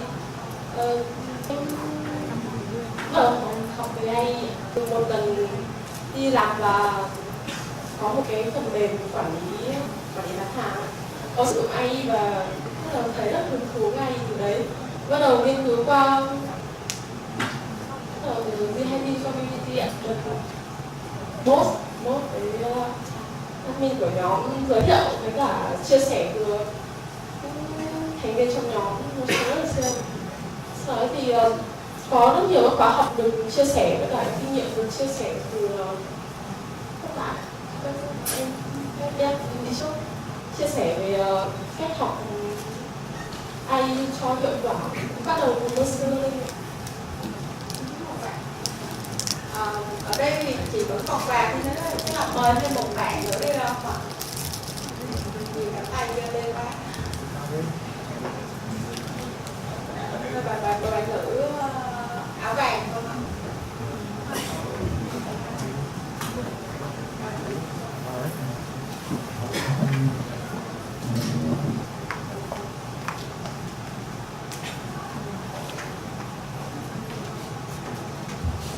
Chào mọi người, thì mình không phải là sinh viên của công nghệ thông tin, mình là sinh viên của trường kinh tế. Thì mình cũng không biết nhiều về công nghệ, nhưng mà mình cảm thấy là AI sẽ là một trong những cái mà bắt buộc sinh viên kinh tế phải hiểu một chút và phải nắm bắt được. Thì nên là điều duy nhất có thể làm đấy là đi cộng tác và đi network với rất là nhiều các sinh viên kỹ thuật. Mình cũng đã định hướng là làm startup, thì nên là rất mong được học hỏi thêm từ các bạn công nghệ. Chàng vỗ tay cho các bạn rất là tuyệt vời. Bạn học quyết định xem là sẽ tra được không phải.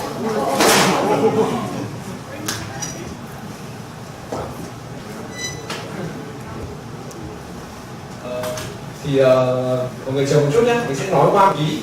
Mọi người ở trên này có nghe luôn thì mình sẽ nói về hai cái.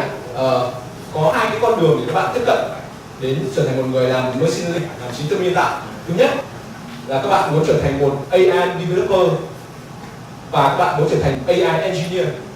Có hai cái term đấy, hai khái niệm đấy. Ở đây ai muốn trở thành AI developer ai? Mình sẽ AI developer và AI engineer khác nhau ở cái gì? AI developer là các bạn là những người developer, các bạn sẽ dùng API giống kiểu Firebase có API cho machine learning, đúng không ạ? Rồi rất nhiều các thư viện có API, Google Cloud, rất nhiều cái service dành cho machine learning, nhận diện khuôn mặt, nhận diện ảnh, nhận diện ngôn ngữ, xử lý ngôn ngữ tự nhiên, tất cả có, đúng không ạ? Thì các bạn sử dụng cái đấy, các bạn chỉ cần viết code thôi, các bạn đã từng làm cái ứng dụng thì các bạn sử dụng cái đấy thì rất là nhanh. Đó. Và hướng thứ hai là trở thành một AI engineer, là trở thành những người kỹ sư thực sự cho AI. Thì các bạn cần học cái gì? Đấy. Thì thứ nhất là các bạn cần phải học là toán, đúng không? Toán thì các bạn học cái gì? Toán các bạn phải học căn bản về toán bao gồm đạo hàm, đại số tuyến tính và cái mà rất nhiều người thích là xác suất thống kê. Bởi vì đứng đằng sau các mô hình machine learning hiện tại đang làm xác suất thống kê. Đó. Sau khi các bạn học xong toán thì các bạn bước thứ hai là các bạn sẽ phải học lập trình. Đấy, các bạn làm nhiều biết là lập trình thì mình không cần phải có quan trọng, tại vì những ngôn ngữ Python thì rất đơn giản. Đó, nhưng mà ai chưa biết lập trình thì phải học thêm lập trình, đúng không? Thì đấy bước thứ hai. Và bước thứ ba là bước các bạn sẽ phải học những cái mô hình đơn giản nhất ở machine learning. Mô hình thứ nhất là mô hình tuyến tĩnh, giống như các bạn dự đoán chứng khoán chẳng hạn, cũng có thể tuyến tĩnh. Đó, dự đoán giá nhà thứ là tuyến tĩnh. Đó. Và những cái mô hình phân loại, những phân loại ảnh, phân loại khuôn mặt, phân loại các đối tượng, phân loại màu xanh màu đỏ. Đó. Và sau đấy thì các hướng sau khi mà nắm được hai cái đấy rồi thì cái hướng mà đang tiến hành gần đây gọi là deep learning, các bạn nghe từ đấy được không? Học sâu, để những mô hình bạn học sâu hơn. Thì đấy là ba cái bước mà để bắt đầu machine learning. Thì sau khi mình học về AI xong thì mình cũng có dành thời gian để mình viết tất cả cái bước trên cái blog của mình. Đó. Và cũng có rất nhiều người hưởng ứng cái đấy. Thì nếu mà mọi người mà thực sự quan tâm có thể lên cái blog của mình để có thể xem là cái bước cơ bản để bắt đầu. Mình dành tương đối nhiều thời gian để viết nó, rất có thể không đều nhưng mà sẽ là tương đối thời gian thì để dành cho mọi người. Thì mọi người chú ý là AI developer và AI engineer. Đó. Hai người đều có thể làm AI. Thì nếu các bạn mà không có nhiều thời gian mà kiểu dự án cần AI thì hãy sử dụng cái sản phẩm Google. Đó. Đối với mình thì bản thân Google là về AI thì là best rồi, thì và cũng là cái mục tiêu mũi nhọn của Google so với các service khác. Tại vì mình có dùng Amazon, mình có dùng Facebook, AI thứ thì ở cái state of the art rất là Google, là những người innovation nhất trong AI. Thì đấy là cái mà chia sẻ. Ở đây có ba người trả lời. Thì thấy các bạn thì có những cách tiếp cận khác nhau. Ví dụ là không biết thì bạn kia nói bạn chưa phải đi học, ra phải đi giao lưu mà. Nhưng mà đấy là cái là chắc chắn rồi. Nhưng mà cái mà sát nhất với câu trả lời mình chắc là của anh cái gì? Tập trung thì anh ấy nắm sát nhất. Mọi người cho tập trung vào ra.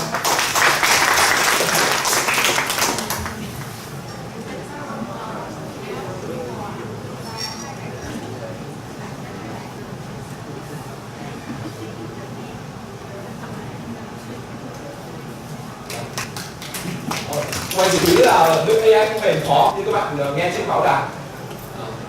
Nếu cái nền tảng bạn học sẽ rất dễ. Thì đấy là nói của mình. Cảm ơn mọi người.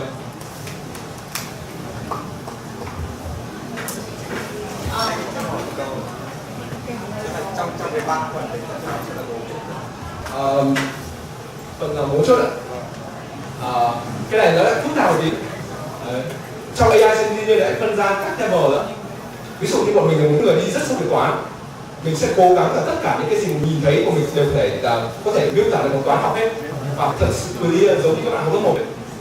Đó. Nhưng cũng cái dạng AI engineer là họ không cần kiểu quá nhiều về toán, nhưng họ cũng có thể làm được những cái lắp ghép được các module, nhưng vẫn được gọi là engineer, nhưng họ có khả năng được control được cái đấy và không đi quá sâu.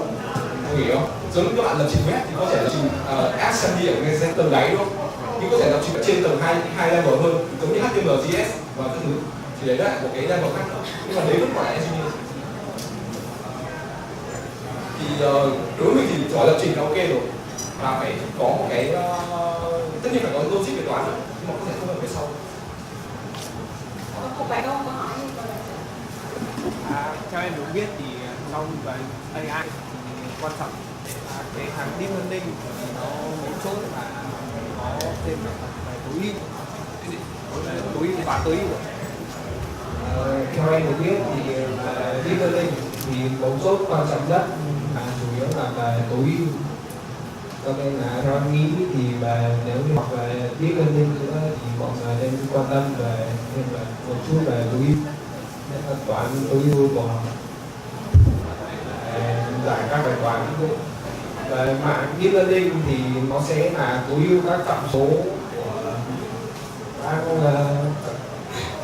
tức là ví dụ về phần computer vision chẳng hạn thì nó sẽ là tối ưu về các cái mã trận để trượt qua tất cả các cái đấy. Thì cho nên là theo em nghĩ thì deep learning mọi người quan tâm thì nên tìm hiểu một chút về tối ưu nữa thì sẽ rất là hay.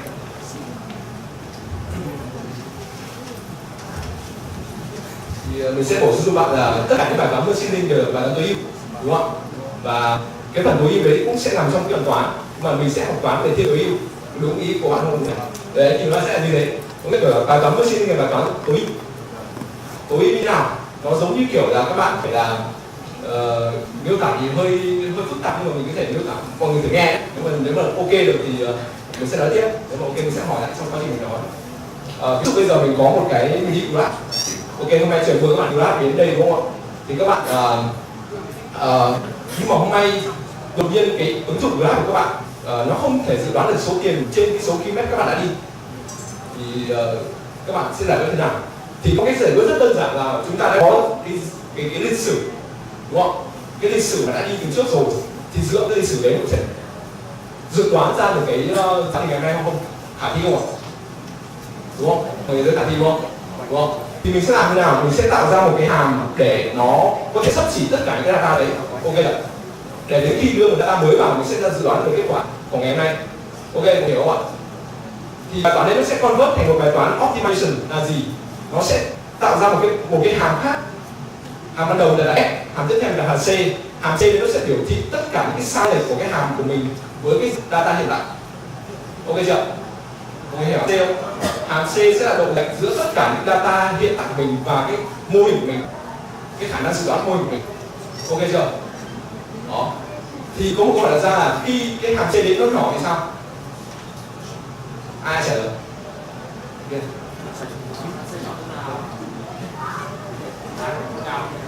Đúng rồi. Khi hàm C nó nhỏ ấy, khi các bạn optimize hàm C ấy, tối ưu hàm C ấy, đi đến điểm cực tiểu thì cái hàm S sẽ xấp xỉ tốt nhất các data hiện tại của mình. Mình hiểu không? Thì đấy là cái khái niệm optimization ở trong machine learning. Đấy mà mình hiểu về thế.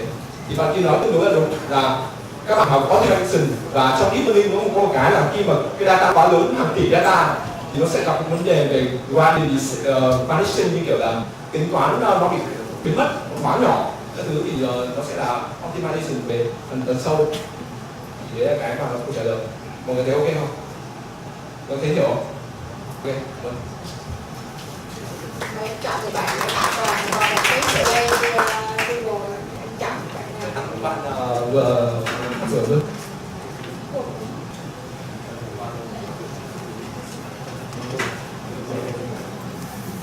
Mọi câu hỏi gì nữa? Câu hỏi cuối cùng là khi mình kết thúc cái bài này.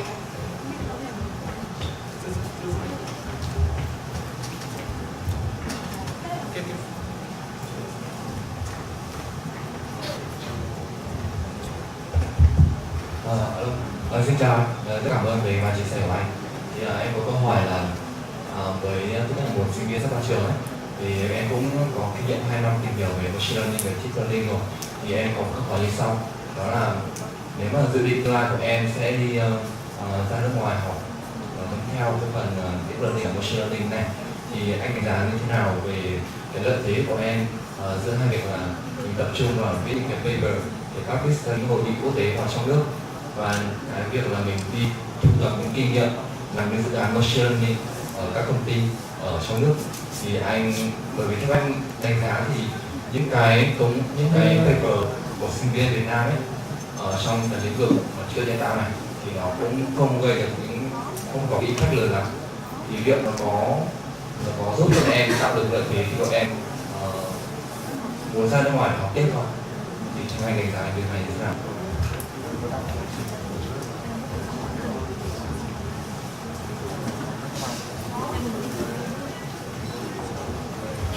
Mình đang hỏi về cái định hướng đó. Ok.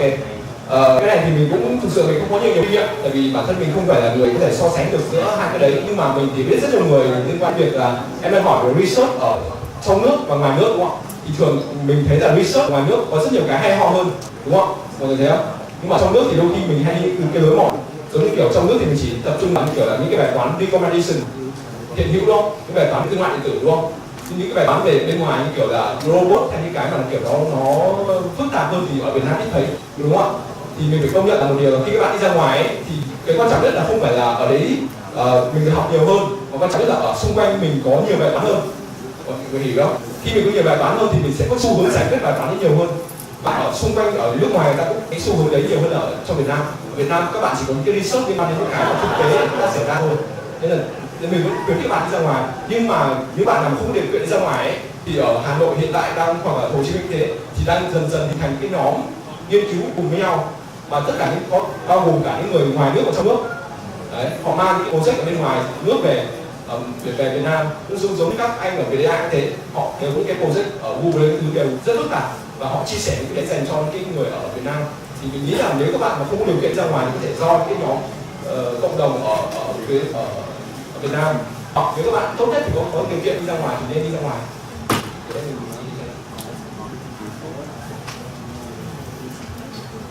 Ok, nếu mà ai có câu hỏi liên quan đến AI thì mình có thể ngồi đây, có thể sau phần buổi chiến thì mọi người có thể trao đổi mình sau, rồi mình sẽ nhường sân đấu với chị ấy. Cảm ơn. Cảm ơn các con.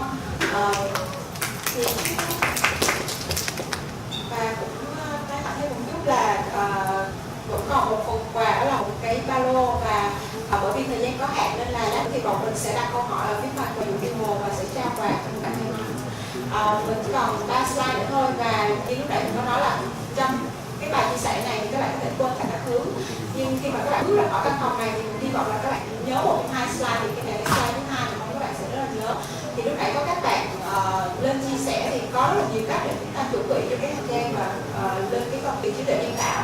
Thứ nhất là chúng ta có thể cần phải học hỏi nhiều hơn, học toán, học lập trình, v.v. Thứ hai là các bạn thực hành đa dạng hơn. Trước khi các bạn có thể làm dự án tốt, các bạn có thể viết được một cái paper tốt, thì các bạn hãy thử nghiệm những cái dự án nho nhỏ để các bạn có kinh nghiệm. Và phần thứ ba là các bạn kết nối, các bạn tạo những cái cộng đồng để mà mình cùng có thể học hỏi mình cũng chia sẻ, mình hỗ trợ với nhau. Thì ở Google mình xin chia sẻ với các bạn một số những cái nguồn tài nguyên để các bạn có thể chuẩn bị khi đang ở cái nhà trường, mà các bạn đang là một cái Android developer, đang chuẩn bị thế nào cho cái môi trường trí tuệ nhân tạo. Thì thứ nhất là về học hỏi nhiều, thì ở đây có một số những khóa học căn bản miễn phí của Google để các bạn có thể học về toán, học về lập trình. Thứ hai là bọn mình có một cái khóa học Coursera học nâng cao, thì khi các bạn vào cái trang web này thì các bạn có thể scan QR code và Google hỗ trợ tháng đầu tiên học miễn phí hoàn toàn tất cả những cái tài liệu nâng cao trên Coursera. Thứ hai là thực hành đa dạng hơn, thì các bạn có thể vào Collab Research google.com. Ở đây thì hầu hết các cái API các bạn có thể sử dụng miễn phí, và với một số lượng nhỏ, ví dụ là phân tích hình ảnh thì khoảng 20 triệu hình ảnh, bắt đầu là các bạn hoàn toàn miễn phí. Tiếp theo ở đây thì mình thấy có một số bạn là startup, đúng không ạ? Không biết là các bạn đã biết chưa là Google sẽ hỗ trợ 3.000 đô phí dịch vụ cho Google Cloud cho các startup, và vì những cái quy mô khác nhau thì bọn mình sẽ có những cái hỗ trợ cao hơn cho các startup Việt Nam. Phần tiếp theo rất là mới mẻ để nhiều bạn chưa biết, đó là nhận thông tin từ Google Cloud Việt Nam, thì bọn mình đang xây dựng một cái cộng đồng tất cả mọi người hiểu thêm về trí tuệ nhân tạo. Và khi các bạn vào cái trang web này, các bạn điền thông tin vào cái trang web này mà các bạn điền thông tin của các bạn, thì bọn mình sẽ thường xuyên gửi cho các bạn các cập nhật về những cái buổi họp mặt hoặc là những cái thông tin về trí tuệ nhân tạo để các bạn có thể xây dựng, cũng như là các bạn có thể kết nối với tất cả những cái người cũng quan tâm. Và cuối cùng là các bạn có thể tham gia cộng đồng Cloud AI quốc tế. Thì đây là một số những cái bước đệm ban đầu để chúng ta xây dựng một cái cộng đồng Việt Nam có rất là nhiều những cái lập trình viên cho mạng trí tuệ nhân tạo này. Mình xin kết thúc với hai hình ảnh. Ngoài ra thì các bạn cũng có thể muốn đánh giá đó là cái khả năng của mình đến đâu thì các bạn có thể tham gia để nhận những cái chứng chỉ của Google Cloud. Hiện tại thì cái hiểu biết của con người về học sâu, học máy học trí tuệ nhân tạo, nó đang là những cái bước đi rất là chậm chững, những cái bước đi rất là nhỏ, nhưng mà chúng ta đang ở một cái thời điểm tiệm cận. Và khi mà các bạn đến thời điểm tiệm cận thì với cái luật là quy mô nâng cao, thì với tổng hợp tất cả những người nắm về trí tuệ nhân tạo thì cái quá trình phát triển của con người sẽ lên một cái đỉnh cao rất là cao và rất là nhanh. Thì chúng ta sẽ muốn là chúng ta chuẩn bị sẵn sàng, chúng ta không bị rớt lại đằng sau. Thì đó là thông điệp mà mình muốn gửi đến các bạn ngày hôm nay. Cảm ơn các bạn.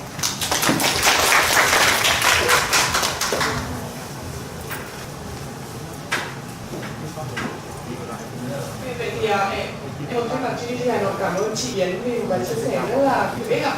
Và tới đây thì bài chia sẻ của chị Yến đã kết thúc phiên chia sẻ của chúng ta trong ngày hôm nay. Và sau phiên chia sẻ này thì chúng ta sẽ có một phiên khác nữa, đó gọi là phiên code lab. Phiên đó thì sẽ được diễn ra. Phiên đó sẽ được diễn ra trong tại phòng 2, phòng đối diện của phòng này, với người hướng dẫn là anh Tên Văn Giác. Chị Yến chị có thể cái là sân khấu để em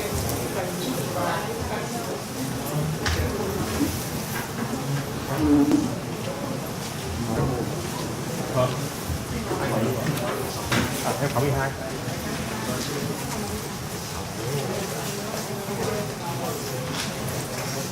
Cái đấy